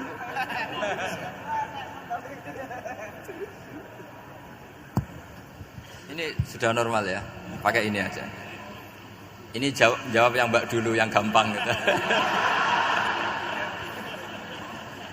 Ya yang jelas itu satrul aurat itu ada yang fisik ya, kayak menutup aurat dalam mazhab Syafi'i kita tahu auratul mar'ah fis sholat itu ada pengecualian ilal wajah wal kaffain. Tapi kalau kharijah sholat adalah jami'u badaniha dalam mazhab Syafi'i. Tapi dalam sebagian ulama mengatakan ilal wajah wal kaffain tetap termasuk istisna di luar sholat. Itu dari segi fisik ya atau zahir. Tapi sebetulnya juga harus dilakukan satrul aurat secara maknawi, menutup sesuatu yang buruk. Artinya kan gini ya, aurat itu kan sesuatu yang buruk kalau kelihatan ya. Sehingga misalnya kasus di beberapa negara mungkin fisiknya sudah benar ditutupin tapi mungkin tetap maksiat. Tapi ada yang gugat, yang penting nggak maksiat meskipun buka aurat. Ya keliru, buka aurat sendiri sudah maksiat, itu malah aneh lagi ya. Tapi yang jelas filosofi hijab atau satrul aurat itu usahakan yang zahir maupun yang apa? Batin. Karena Indonesia itu memang agak unik. Saya sering ketemu peneliti dari beberapa negara, meneliti Indonesia itu paling pusing. Kadang ada orang yang auratnya biasa datang ke masjid. Itu kan bingungkan malaikat, mau ditulis dosa itu ke masjid, mau ditulis taat itu buka aurat. Nggak tahu hitung-hitungannya gimana nanti.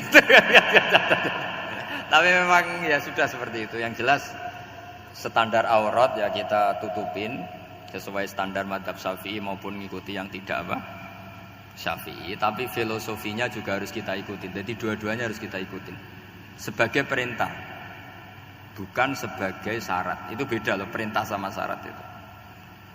Sebagai perintah, bukan sebagai syarat. Kalau sebagai syarat itu begini, syaratnya orang Islam itu harus nutupi aurat begini-begini. Nanti kalau yang enggak gitu dianggap tidak Islam, itu menjadi ekstrim. Tapi kalau sifatnya perintah, ya perintah saja. Yang enggak melakukan paling banter dianggap fasikoh atau tidak solihah, tapi tidak sampai menjadi keluar dari Islam. Ya jadi gitu ya. Jadi karena apa ya? Ya sudah seperti itu. Obsesi kita tentu ingin kesolehan. Ingin kesolehan sebagai perintah, saya ulang lagi. Jangan biasakan kalau ada aturan itu sebagai syarat. Misalnya gini, kowe nak ora alim ra anakku, itu bahaya. Mosok ora alim terus ora anakku. Karena rata-rata orang itu udah alim gitu. Nanti terputus dari bapaknya semua. Tapi hanya sifatnya perintah. Perintahnya seorang bapak ke kita supaya alim. Makanya ulama mengatakan perintahnya Allah. Perintah itu lebih rileks daripada disebut syarat. Karena syarat sekali nggak memenuhi menjadi ndak. Makanya Said Muhammad kalau ngarang kitab sering wajibat itu lebih ringan ketimbang apa? Syarat. Jadi beda kalau dalam filosofi ilmu itu. Jadi gampang perintah. Tentu yang nggak melakukan perintah itu ya kurang baik, tapi tidak sampai keluar dari apa? Islam. Karena perilaku kesolehan itu perintah, bukan syarat. Sehingga Nabi nanti ngendikan beberapa yang masyhur itu kan, syafaati li ahlil kabair min ummati. Meskipun umatnya yang enggak benar ya tetap diakui sebagai umat. Jadi beda perintahnya Nabi sih, semuanya kalau bisa soleh, harus bisa soleh. Tapi tetap ini sifatnya perintah, bukan syarat. Enggak bisa kamu mengatakan syaratnya orang Islam itu dalam beraurat begini, syaratnya soleh enggak pernah maksiat. Memangnya Nabi enggak pernah maksiat. Ya saya kira demikian ya, cukup ya. Lah kalau ini resikonya dia seneng saya, makanya bagus dia tidak seneng saya, jadi enggak. Jadi ini kalau seneng saya malah ngatur-ngatur gini. Ya. Terus soal ngaji di sini tiap bulan itu jelas tidak satu rutin, karena kalau sampean sopan di mana-mana ngaji itu datang ke kiainya.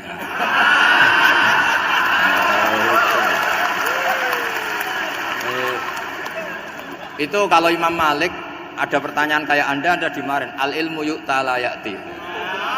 Jadi sumur itu didatangin, bukan sumurnya dipindah. Ini enggak sopan sekali.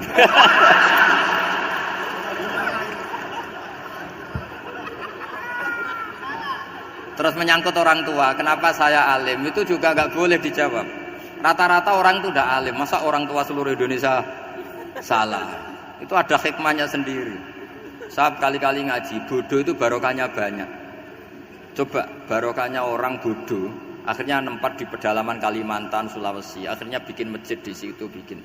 Kalau dia alim mungkin jadi ketua MUI di Jakarta, nggak akan punya desa binaan. Jadi Allah mendesain ini sudah sempurna, sudah tidak usah protes, sudah begitu aja. Coba ada orang alim alamah, kira-kira itu kan nggak akan di pedalaman Kalimantan, Sulawesi. Barokahnya santri rodok bodoh itu akhirnya kerja di dalam hutan, kerja di kampung-kampung. Akhirnya agama ada di mana? Kalau pinter semua, di Unisula semua jadi rektor nanti. Jadi Allah mendesain ini sudah baik, tidak usah dipaksakan sesuai versi kamu, nggak usah. Jadi ya sudah, memang seperti itu. Jadi dulu zaman sahabat itu, saya cerita sedikit. Nabi itu kalau muji Madinah itu sundel langit, kalau muji Mekah ya sundel langit. Tapi Sayyidina Ali keluar ke Kufah. Sayyidina Ali itu akhirnya pindah ke Kufah, ke Najaf. Karena pikirannya Sayyidina Ali, Mekah Madinah hanya baik secara bukah, secara tanah. Tapi di antara kebaikan Nabi adalah nasrul Islam. Akhirnya Sayyidina Ali milih ke Kufah. Andaikan sahabat tidak milih keluar dari Mekah Madinah sebagiannya, pasti Islam tidak menyebar. Karena semuanya tersentralisasi di Mekah dan Madinah. Tapi ada saja sahabat yang tetap nyaman di Mekah Madinah karena sholat di sana sebagaimana 1000 sholat. Ya sudah seperti itu, dilihat gampang saja. Akhirnya yang di Mekah Madinah ya tidak ngeritik yang keluar juga tidak ngeritik yang di Mekah Madinah. Jadi yang alim tidak ngeritik yang bodoh apalagi jangan ngeritik yang alim. Yang jelas orang bodoh ngatur orang alim itu dosa itu yang. Keyakinane jenengan niku wajah niku aurat mboten, wajah wong wedok. Ayo sing elek kan, ayo aurat ta ora? Nggih kan. Jadi lucu, makanya saya itu pernah survei semua kiai alim niku nate kula tangleti, nggih sing alim. Indonesia iku ulama iku prakteke iku intikal madzhab, tapi tetep muni Syafi'iyah. Nah cara madzhab Syafi'i wajahe wong wedok iku aurat kharijah salat. Jadi wong wedok nak salat, iku wajahe gak aurat, tapi di luar salat aurat. Sehingga seharusnya semua kiai Indonesia ya cadaran mergo mazhab napa? Syafi'i. Tapi prakteknya semua ulama Indonesia itu mazhabnya Hanafi. Jadi bojone, putri-putrine, santrine udah biasa jilbaban biasa wajahe ketok. Lah niku nganggo mazhab Hanafi yang diikuti oleh ahwalnya ulama seluruh dunia, termasuk Imam Suyuti, nafsiri ilama dhuhara minha wa huwa al-wajhu wal kafan. Apa wa huwa al-wajhu wal kafan. Fa yajuzu nadharuhu li ajnabiyyin illam yakhaf fitnatan fi ahadi wajhin. Sehingga untuk wajah dan kafain ini siapapun boleh melihat asal tidak takut nopo fitnah. kata Rasulullah, saya dikasih hadiah yang para nabi sebelum saya enggak dikasih hadiah itu. Apa itu? 5 hal itu. Di antaranya apa? Kata Rasulullah, wa utitu khawatima suratil Baqarah. Saya dikasih terakhir-terakhirnya surat Baqarah. Di surat Baqarah itu umatnya Nabi dapat bonus dan ini luar biasa, yaitu ayat Rabbana la tu'akhidna inna sina wa akhtana. Ya Allah, jangan hisab kami, jangan beri sanksi kami, jangan azab kami kalau suatu saat kita lupa atau salah. SP nak kue urung salah, padahal mesti salah. Rai-rai ini gak mesti salah. Wes gaya perjanjian mbek pangeran Gusti, dalam perjanjian dong, apa? Setiap saat saya salah langsung sepuro. Mohon buatan usah istighfar malih, mohon niku. Terus deal, soalnya deal ini. Lah itu ngendikane Kanjeng Nabi senyum-senyum senenge ra karuan. Dan setiap itu dibaca oleh umatku, Allah sudah jawab qala na'am. Jadi Rabbana la tu'akhifna inna sina aw akhtana. Terus qala Allah menjawab na'am. Terus Rabbana wa la tahmil alaina isron kama hamaltahu 'alal ladzina min qablina. Allah menjawab na'am sampai terakhir wa'fu anna, Allah jawab na'am. Bismillahirrahmanirrahim. Innahum sa'tamne wong akeh haula itu kesewete mengkono-mengkono wong kabeh bikori natima klan korene perkara badau kang sause iki. Kanu ana sapa ngakeh dzakila nalikane den ucapno lagu mare wong akeh. Maksudnya diajarkan disyariatkan apa syariat la ilaha illallah. La ilaha ora ana pangeran kang hak wujud, kang ora ana pangeran kang hak wujud. Nah cara iki kuno kang ora ana pangeran kang wajib disembah iku wujud illallah sause kecuali Allah. Mereka itu adalah orang-orang ketika dianjurkan untuk melafadzkan la ilaha illallah iku yastakbiruna iku sombong sapa ngakeh. Wa yaquluna lan ngucap sapa ngakeh inna latariku alihatina lisyairim majrun. Inna ana te kita latariku alihatina dadi wong sing ninggal pangeran kita. Fi hamzatihi iku tetep ing dalam hamzah aina mau te apa wae takut dama kang disi apa mangka terus niku kawingi lho tahqiqul hamzaten tasil terus idkhalu alifin. Lisa iren krono penyair majnun kang edan. Maksudnya masa kita meninggalkan ajaran leluhur hanya karena Muhammad, sing kata mereka itu syair yang majnun. Lisa iren kedua penyair majnun kang edan. Eli ajli qoli Muhammadin tegese krono muk nuruti omongane Muhammad. Ini jare wong kafir. Qala ta'ala bal jaa bil haqqi wa saddaqal mursalin. Bal jaa bal teko sapa Muhammad bil haqqi kelan barang sing hak kelawan barang sing nyata utawa kelan barang sing abadi. Wa saddaqa lan bener sapa Muhammad al mursalina ing wong sing diutus sedurunge Kanjeng Nabi Muhammad. Iljaina tegese ingkang teka kabeh bi iklan hak. Wa wa ta haqqu alla ilaha illallah ana pangeran kang hak wujud illallah kecuali Allah. Innakum ladzaiqul adzabil alim. Pun kula terangaken ya terus mulai napa wa qalu ya wailana hadza yaumuddin terus sekedap ini asyara bidzalika. Mun kula terangno kiamat iki, soal kiamat itu seru, ora usah ndelok. Nggih, kiamat itu seru, ora usah ndelok.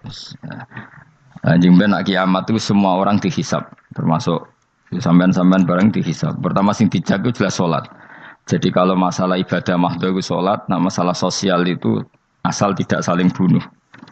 Terus kalau terangkan ya, terus ngendikane Rasulullah sallallahu alaihi wasallam ngendikane la yazalul mar'u fi fushatin min dini malam yusib daman haroman. Bapak malih ya.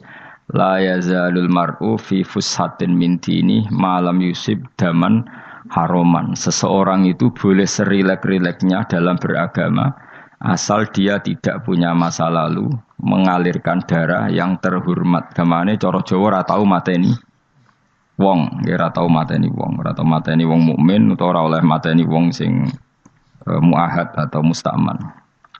Ya ada aturannya lah. Jadi kalau sampean urip ora tau mateni wong iku wis cara beragama iku rileks karena fifus satin mintin.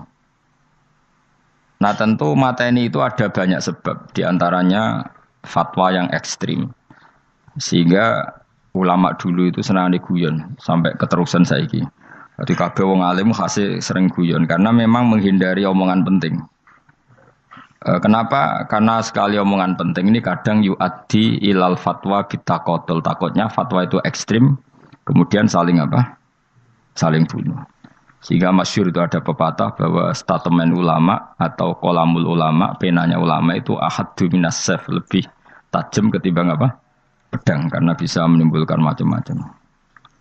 Sehingga dulu banyak ulama kalau bab jinayat itu sudah tidak mau baca bab jinayat. Jinayat itu karena ya takutnya fatwanya itu ekstrim.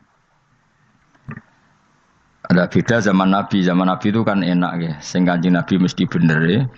Musuhnya Abu Jahal CS mesti salah ya. Tukaran saiki wis gak seru. Tukaran mbek kowe repot. Masih aku musuh sampean ini soalnya bener sampean. Wong ora tau urip ora tau seneng mbok musuhi ku piye ngono dadi. Kan gak penak. Ya jal misalnya kiai tukaran mbek santri, wong mesti kan normalnya bela kiai ini mergo luwih alim luwih bener. Tapi kan cara pandang lha iya sing bener kok mau ngalah kan. Iso wae sing disalahno pangeran iku sing saiki wong tuwa tukaran mbek anak, kira-kira wong nyalahno sapa? Nyalahno wong tuane apa anake? Cara kowe dadi hakim. Wong tuwa kok wani anak, kualat ngono ya lucu. Ini kan anak kok wani wong. Tapi wong tuwa kok wani anak, wong tuwa model opo? Terus anak wani wong tuwa ya anak model opo? Ya model milenial model. Tapi potensinya itu sama-sama salah. Sehingga ulama itu mulai dulu itu menghindari ngendikan penting itu menghindari karena ya tadi takut fatwa itu.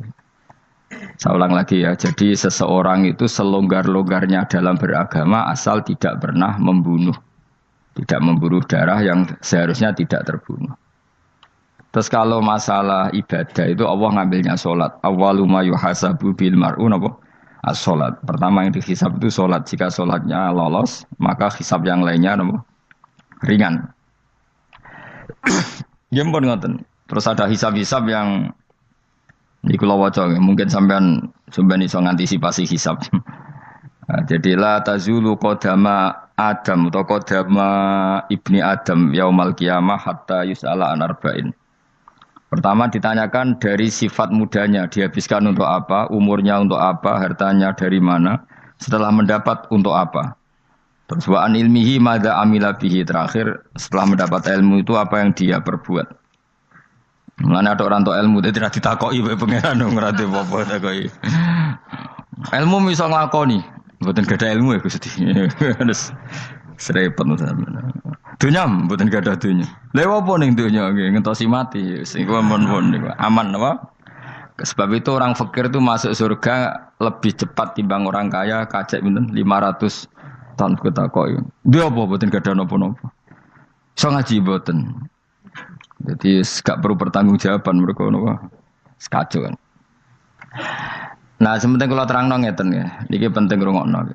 Mahsyar iku maknane iku nggon giringan. Terus kiai kuno maknane bayangno nggon mahsyar iku maknane tempat dihalonya semua manusia. Terus mauqif itu tempat diberhentikan, apa? Tempat diberhentikan. Terus di situ Anda innahum mas'ulun, mereka semuanya ditanya, dihisab. Semuanya dihisab. Terus ngendikane Kanjeng Nabi, hasibu anfusakum qabla an tuhasabu. Menghisablah diri kamu sekarang sebelum kalian semua dihisab. Sehingga potensi kita ini umat Islam utamanya sing tahu ngaji-ngaji ini, sampean semua dihisab ini kemungkinannya kecil. Karena ketika kowe ning donya sampean sedanteni kan biasa wis donga robbana zulamna. Jadi ya Allah, saya ini benar-benar mendolimi diri kita sendiri. Karena tujuannya hisab itu taubah. Taubah itu mempermalukan mereka di depan umum. Saya ulang lagi ya. Jadi semua hisab itu taubihan, mempermalukan mereka di depan umum bahwa mereka orang yang buruk. Sementara kamu di dunia sudah sering ngaku orang buruk. Selain ya wis rawong akeh, maksud ini kan. Jadi kayak ngakuin apa Robbana zalamna anfusana, sehingga ngendikane Kanjeng Nabi sebuti hasibu anfusakum qabla an tuhasabu. Menghisablah diri kamu sendiri sebelum nanti kamu benar-benar dihisab. Sehingga umatnya Rasulullah itu kemungkinan kena hisab itu kecil sekali karena tadi sudah terbiasa menghisab dirinya sendiri. Apalagi kita, kata Rasulullah, saya dikasih hadiah yang para nabi sebelum saya enggak dikasih hadiah itu. Apa itu 5 hal itu? Di antaranya apa? Kata Rasulullah, wa utitu khawatima suratil Baqarah. Saya dikasih terakhir-terakhirnya surat Baqarah. Di surat Baqarah itu umatnya Nabi dapat bonus dan ini luar biasa, yaitu ayat Rabbana la tu'akhidna inna sina wa akhtana. Ya Allah, jangan hisab kami, jangan beri sanksi kami, jangan azab kami kalau suatu saat kita lupa atau salah. SP nak kue urung salah, padahal mesti salah. Rai-rai ini gak mesti salah. Wes gaya perjanjian mbek pangeran Gusti. Dalam perjanjian dong, apa? Setiap saat saya salah langsung sepuro. Mohon buatan usah istighfar malih, mohon niki, mohon niku. Terus deal, soalnya deal ini. Lah itu ngendikane Kanjeng Nabi senyum-senyum senengnya ra karuan. Dan setiap itu dibaca oleh umatku, Allah sudah jawab qala na'am. Jadi Rabbana la tu'akhifna inna sina aw akhtana. Terus qala Allah menjawab na'am. Terus Rabbana wa la tahmil alaina isron kama hamaltahu 'alal ladzina min qablina. Nabi Muhammad jawab, Allah menjawab na'am. Sampai terakhir wa'fu anna, Allah jawab na'am. Kemudian para kiai itu punya kiat supaya umatnya itu hafal itu. Terus jadi bahan tahlil itu masalah ya. Faminhum ya faminhum. Sing tahlil ya ora paham, sing kritik ya ora paham. Alhamdulillah itu mesti padha-padha ra kena hisab. Mergo padha-padha ora napa? Paham. Dadi ora ana barokah kaya goblok wis barokah tenan. Mergo sing lakoni ya ora paham, sing kritik ora paham. Jadi kalimat yang di akhir surat Baqarah itu adalah termasuk hadiahnya Rasulullah yang tidak diberikan pada Nabi sebelumnya. Ini apa jenis? U'titu khawatima suratil Baqarah. Saya dikasih akhir surat Baqarah. Gini ku setiap doanya umat Nabi Allah jawab na'am. Jadi ya Allah la tu'akhidna, jangan kasih sanksi kita inna sina au akhtana. Allah jawab na'am. Itu satu. Terus kedua, umatnya Nabi itu kalau dosa itu tidak perlu prosedurnya harus istighfar. Banyak amalan yang menjadikan diampuni. Misalnya kafaratul majlis itu lafadznya agak istighfar. Subhanakallahumma bihamdik misalnya. Dan banyak imatatul adza anit thoriq. Misalnya Nabi pernah cerita ada seseorang yang nakal, kemudian gara-gara menyingkirkan duri di jalan yang ganggu orang lewat, kemudian Allah memaafkan. Ada yang dimaafkan karena ngombeni anjing, macam-macam. Kemudian ngombeni santri, macam-macam. Sehingga potensi kita dimaafkan itu tinggi sekali karena ada sekian amal yang itu menjadi sebab ridhanya Allah Ta'ala. Malah kalau dalam dunia wali itu ada seorang wali mau ngarang kitab, kemudian tintanya itu diminum lalat, dia membiarkan tinta itu sampai lalatnya sampai kenyang, kemudian gara-gara itu dimaafkan oleh Allah Subhanahu Wa Ta'ala. Banyak sekali. Sehingga potensi kita dimaafkan tinggi. Terus turu sudah ada orang rasani wong enggak macam-macam lah. Wiku ya insyaallah di sepuro pangeran. Dadi ana wali, dadi wali mergo kakean apa? Turu ditakoki, "Kenapa kowe kok turu wong wali? Mboten siap roh donya, Gusti." "Kenapa?" "Donya wis rusak tok, patok mboten roh, Gusti." Lah iku ya mari swarga napa? Ya swargane wong turu ya kira-kira tok. Tapi jadi umat Nabi itu luar biasa. Makanya saya yang heran kalau ada orang alim bikin gerakan terlalu tenanan itu keliru. Biasa mawon. Turu ku ya ibadah, wae agar gak zina, gak maling, wae agar gak nglakoni dosa gedhe ini sanggep ae napa? Ibadah. Karena tadi Rabbana la tu'akhidna in nasina wa akhtana. Terus Allah jawab na'am. Sehingga kiai-kiai itu takut orang itu lupa terus dimodifikasi sedemikian rupa jadi wiridan. Tapi alhamdulillah kok banyak yang kritik. Jadi ya biar seimbang, no? Seimbang kepada alam demokrasi. Jadi kalau agak kecewa ambek sing kritik, mereka insyaallah rapati paham masalah usul ini. Karena satu-satunya cara supaya orang paham itu pancen yo dijak latihan bareng-bareng. Gak ngono wis malah ra paham blas. Ya tapi tadi ya semua itu resiko. Zaman Nabi Sugeng ana ibadah sunat dilakoni terus, Nabi yo duka, kuwatire dianggap wajib. Tapi nak arah dilakoni blas Nabi yo duka, wong sunat ora tau dilakoni. Jadi sudah alhamdulillah sekarang ana sing ngritik, ana sing setuju biar seimbang no. Wong padha ora pahame wae napa? Padha paham. Padahal makna ayat itu luar biasa. Rabbana la tu'akhidna in nasina wa akhtana. Terus kedua, Rabbana wala tahmil alaina isran kama hamaltahu 'alal ladzina min qablina. Ya Allah, jangan beri beban kami sebagaimana engkau memberi beban kepada orang sebelum kami. Dulu itu kalau ada orang yang salah, itu harus dibunuh oleh orang yang tidak salah. Liyaqtulal bari'u minkum al-mujrima. Supaya yang tidak salah membunuh yang salah. Sehingga ketika umatnya Nabi Musa menyembah anak sapi, ijel itu, apa kata Allah? Fatubu ila bari'ikum faqtulu anfusakum. Kamu syaratnya tobat harus saling membunuh, yaitu orang yang terbebas dari dosa itu membunuh yang tidak dosa. Masyhur itu. Terus Allah mengirimkan mendung yang pekat, terus gelap. Ketika gelap itu yang al-bari, yang enggak dosa, mengeksekusi yang dosa. Sekarang kan enggak, paling tangkap KPK. Berarti penjara mulai suka, sisa korupsi jaga. Jadi penak lah pokoknya zaman akhir itu penak. Pemenang saya KPK ini mulai disoal, jadi aman lah. Sebuah sing bener di aja nih ya sing bener ya pangeran. Misalnya rasa KPK lah nak takwa ya rasa korupsi. Kalau KPK dilemahkan nanti yang korupsi marah. Lah masih orang KPK lah nak di pangeran kan ya aman karena korupsi.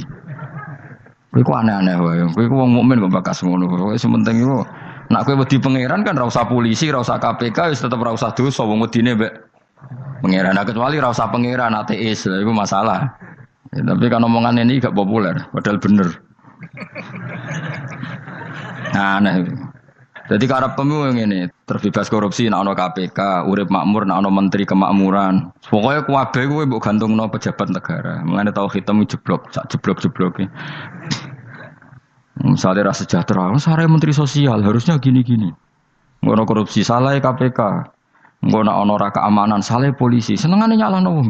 Gue sekali-kali nganggo tauhid. Nah ono adab iku mergo dosa yang sudah kelewat. Ya tapi kan gak mungkin ngomong bernegara gitu. Tapi atas nama iman bahasa kita seperti itu. Kalau atas nama bernegara emang kita butuh polisi, butuh tentara, butuh KPK. Tapi atas nama iman ya tadi kalau kita diberi sanksi Allah itu rata-rata dari bima qaddamat yadaka itu pasti ada salah yang pernah Anda lakukan. Ya tapi sudahlah ini zaman sudah seperti ini. Sanut umumnya wong akeh. Kalau terang malih masalah hisab ya. Hasibu anfusakum qabla an tuhasabu. Kamu menghisablah diri kamu sebelum kamu dihisab. Misalnya saya sebagai ulama, tentu hisab terberat saya itu kitmanul ilmi, menyembunyikan apa? Ilmu.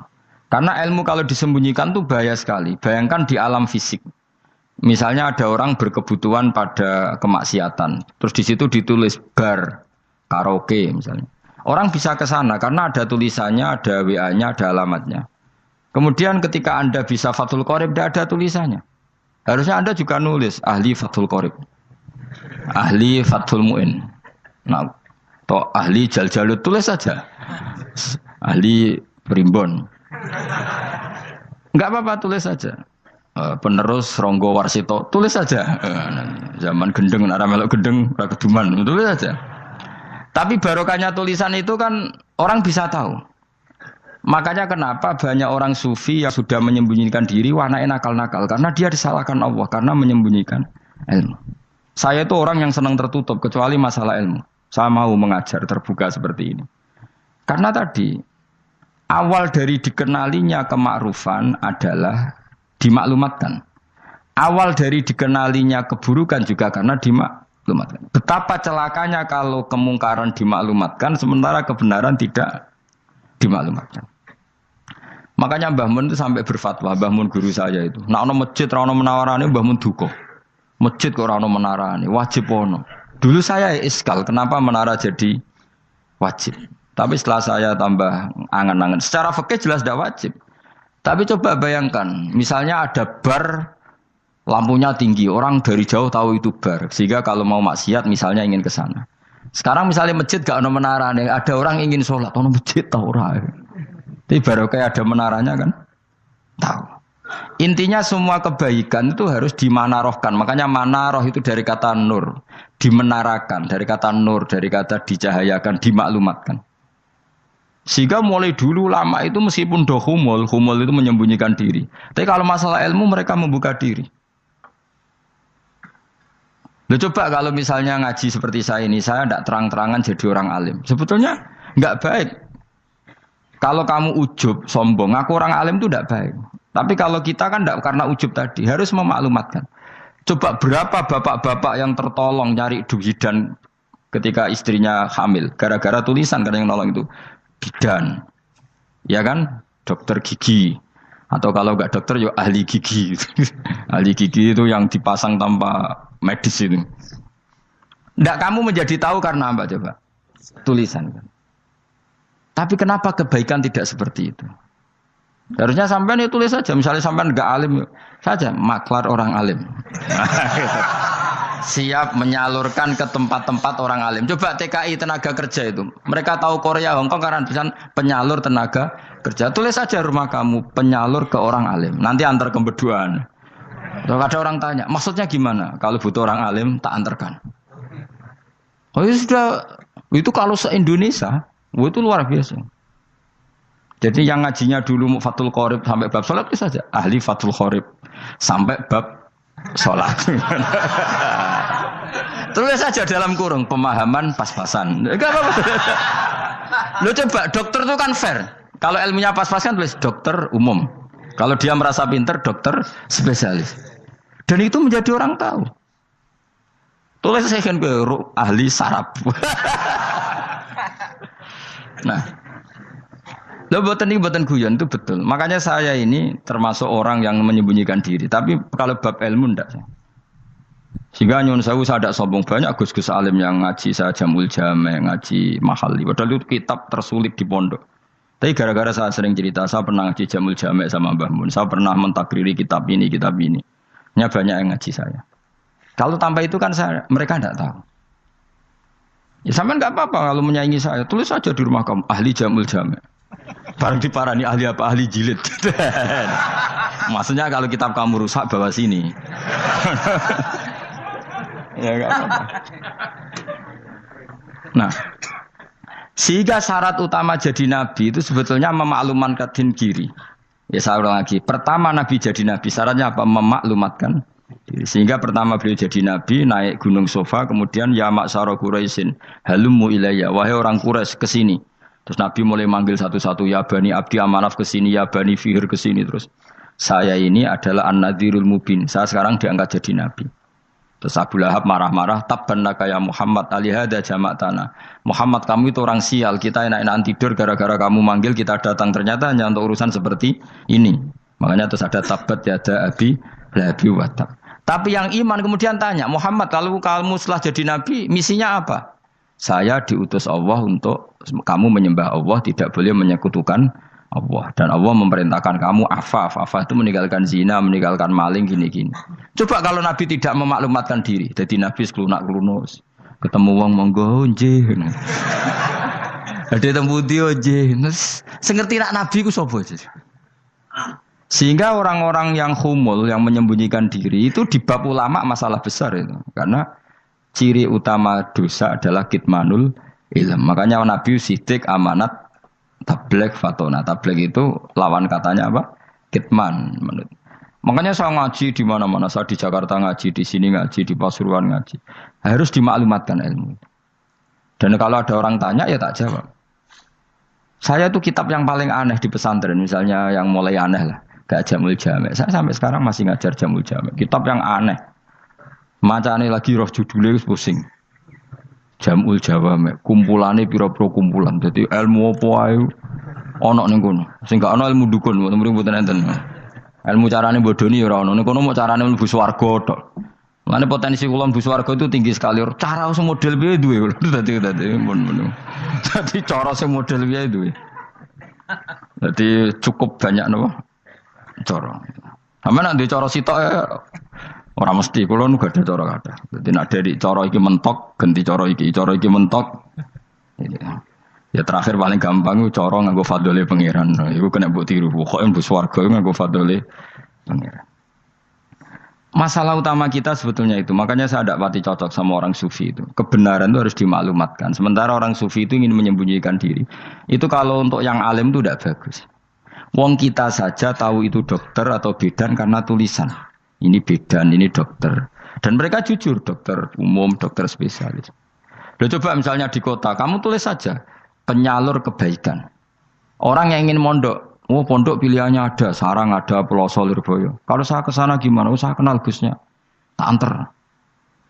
Wan keren, juga ada penyalur. Kalau orang bisa tersalurkan ke Korea, ke Korut, ke Jepang karena tulisan, kenapa tidak banyak orang tersalur kebaikan karena tulisan? Gue orang mau kelunak orang jelas. Meskipun nanti ditawarin orang, mesti dulu sih ahli takrib, mesti wong guyu. Ahli Fathul Qorib sampai bab sholat. Tulis saja jujur. Maaf, tapi hanya sampai bab sholat. Tulis saja. Ada maafnya bareng, maaf. Tapi sampai bab sholat. Enggak apa-apa. Paling untuk wong sowan. Larian mau doa jenengan 2 tahun. Tapi ini bodohnya mau 3 bulan. Mulai ngajine dok bab sholat. Enggak apa-apa. Loh itu dulu memang begitu. Rasulullah zaman Sugeng itu kalau ngajari santrinya itu balighu anni walau ayah, maklumatkan ke kampung kamu meskipun 1 ayat. Banyak sahabat kalau ditanya ya tidak bisa karena ngajinya tidak hatam. Tapi ya terus gak apa-apa, kok tak soal Abu Bakar, tak soal Umar, ditanyakan yang lebih pintar. Saking tidak pahamnya sahabat itu lucu. Ketika ada ayat waqulu wasrabu hatta yatabayyana lakumul khaytul abyadu minal khaytil aswad. Itu kalau mau tidur ya benar-benar bawa benang putih sama benang hitam, ditulis dipasang di pintunya. Jadi kalau makan diinceng lagi, kok masih belum kelihatan, wah masih boleh makan. Terus begitu. Kalau sudah mulai syuruk, mulai padang, wah berarti sudah imsak. Jadi karena makanlah dan minumlah sampai benang hitam terbedakan dari benang putih. Artinya kalau malam kan dulu kan nggak ada listrik, nggak ada lampu, berarti kalau benar-benar masih malam nggak terlihat, berarti masih boleh makan. Nanti terus dilihat gitu. Terus, ya sudah wakafnya di situ. Hatta yatabayyana lakumul khaytul abyadu minal khaytil aswad. Wakaf dulu. Terus akhirnya Kanjeng Nabi itu piye kok umatku dadi masangi benang ini. Akhirnya Jibril teko. Ini makanya unik dalam ulumul Quran. Satu-satunya ayat yang diturunkan hanya 1 kata itu ya ayat itu tok. Terus Jibril datang, Muhammad ayatnya itu kurang sitok. Minal fajr. Terus ditambahi minal fajr. Jadi minal fajr itu unik. Ada Jibril jauh-jauh dari langit. Iku mau nurono apa? Minal fajr. Makanya kalau kamu nanti dites, kalau ingin jadi dokter tafsir dites, ada 1 kalimat yang diturunkan jauh-jauh Jibril ke bumi. Apa kalimat itu? Jawabannya minal fajr. Wis alim gue yakin alim. Memang ikut tak? Masa itu? Mereka gara-gara sahabat itu terus masangi apa? Benang ngincang. Akhirnya minal fajr. Baru mereka tahu maksud fajar, maksud apa? Benang hitam artinya malam, benang putih artinya fajar. Sodik sudah menyingsing. Semenjak itu sudah ada benang-benangan karena jadi orang-orang ngono mat maksud iki kurang sithik gitu terus turun apa? Minal fajr ya. Jadi nanti kalau sampai latihan tes jadi dokter apa? Tafsir. Ayat mana yang diturunkan hanya 1 kalimat atau 1 kata jawab apa? Minal fajr. Iku lolos langsung dokter. Mun pinter. Ya pinter ngerpek maksudnya ora dikandani. Lah nanti hubungan kita dengan Allah ya seperti itu. Sejauh mana kita memaklumatkan Allah. Sejauh mana kita mengkampanyakan Allah. Saya berkali-kali bilang, saya kemarin kan di Korea, itu sebetulnya hanya, saya yakin hanya doa saya. Saya sering berdoa, ya Allah, Engkau dipuji di langit dan di bumi. Lalu kalau di bumi ateis, itu caranya kayak apa? Dulu saya itu terobati karena Uni Soviet setelah persemakmuran banyak menjadi negara Islam. Berarti itu bukti bahwa Allah pun dipuji di bumi Uni Soviet. Lalu yang kayak Korea kayak apa? Ternyata betul Koreanya tetap ateis, tapi gara-gara diserbu wong Indonesia. 49.000 wong Indonesia ning Korea Selatan. Iku mbok gawe sing salat separuh, iku jek pira? 24, kira-kira ya digawe 20.000. Iku 20.000 salat kabeh, tahlilan kabeh surwame. Lah kok sing ngritik tahlil muni sunah Rasul tok surwame. Wis pokoke rame lah walhasil.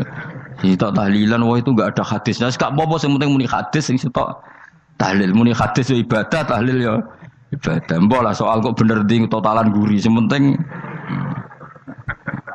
penting rame. Maksudnya sementing rame ngomong visi Islam.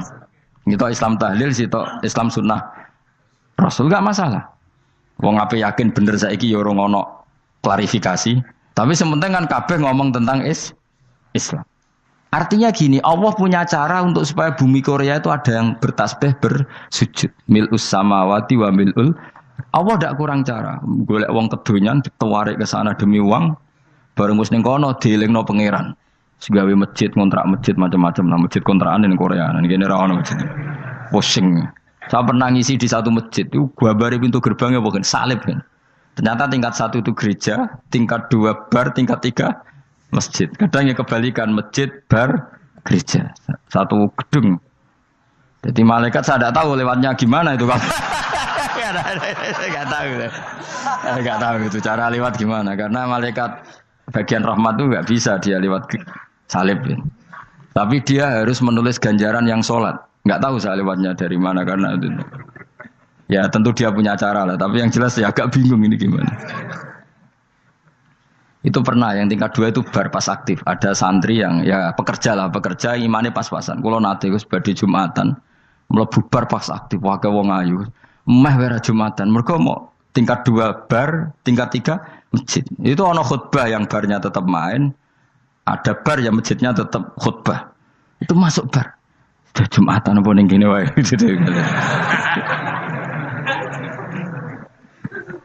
Akhirnya ya di situ beberapa menit terus ada komat Jumatan. Dosa ta Gus ini? Ya aku muni. Ya segelem Jumatan ku apik. Wong mesti dilakoni kok takok dosa ta Gus. Oh raimu kadung lakoni kok takok. Artinya gini, Allah punya cara untuk menyebarkan Islam di Korea. Sama seperti Allah punya cara untuk menyebarkan Islam apa? Di Indonesia. Dulu orang Gujarat, Punjab, ya sejarah ini menurut saya ya tetap sebagiannya benar. Meskipun tidak seluruhnya benarnya sejarah Islam masuk Indonesia rata-rata orang kan menulis pedagang Gujarat, India ke Indonesia dagang karena mereka mukmin akhirnya juga menyebarkan apa? Islam. Tapi itu jelas nyata. Meskipun tidak semuanya seperti itu karena ada yang dibawa Yusuf Baros itu yang muridnya Sayyidina Ali itu. Terus juga ada yang dibawa beberapa habaib dari Yaman langsung ke Indonesia. Kayak yang di daerah Tuban itu kan langsung Habib dari Samarkand langsung ke mana? Tuban. Makanya saya bilang sejarah itu semuanya benar. Karena memang variasi masuknya Islam di Indonesia itu banyak. Jadi itu enggak masalah. Sampai niru sing kedunyan mawon sing luwih gampang napa? Lho nggih to, kayak Jakarta itu kan kota kayak gitu. Baru kayak wong kedunyan orang ke Jakarta semua. Gara-gara tahu mondok pedutan tadi ahli Fathul Qorib tadi yang sampai bab sholat terus bikin masjid. Iku coba takoki faraid terang ora iso. Pemene takoki muamalah terang ora iso, tapi nak trimo carane sholat sing batal apa ngentut roh dene. Aduh. Ilmune kok roh nak nganti bab iku jek roh. Sing batal sholat apa jek roh dene. Ngentut nyekel wong wedok jek roh. Tapi mbok aja takoki sing detail apa? Cara mengenali kiblat dengan hisab yauma rasdil kiblat wis ora ngara iso. Atau nganggo komputer, delok. Nganggo jam, nganggo kompas. Padahal ana ilmune yauma rasdil apa? Kiblat. Di bulan tertentu, hari tertentu itu nanti matahari tepat di atas Ka'bah.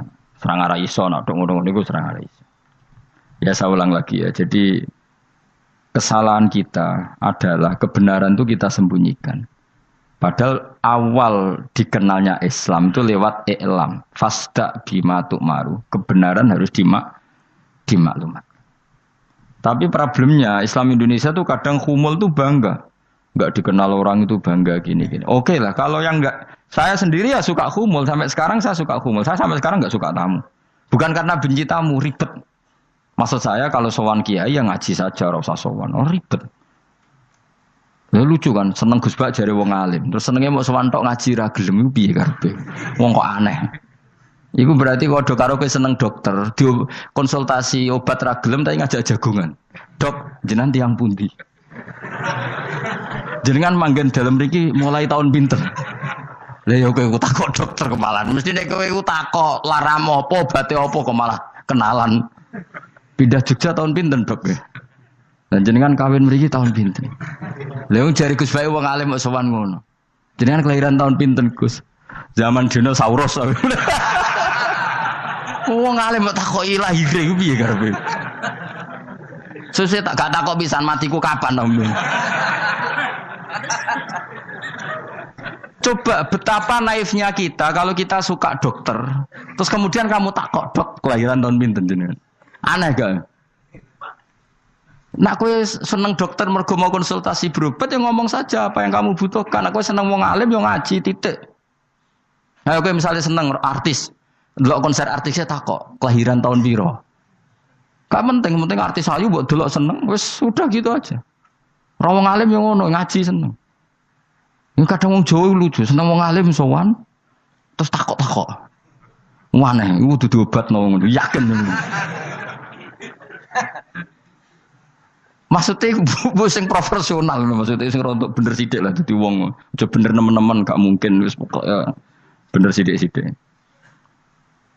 Makanya kemarin ngaji apa Nasaihul Ibad kan gitu. Mujalah satu ulama artinya apa? Fi majlisil ilm ketika ngaji. Ora kok mujalah satu ulama utawa sowan matekno wong ngene tejo. Kula termasuk kiai yang kampanye ini. Kula termasuk kiai terkenal tapi sing tamu kula rapati kathah. Kuwi jaga masyaallah tenan wis. Muga-muga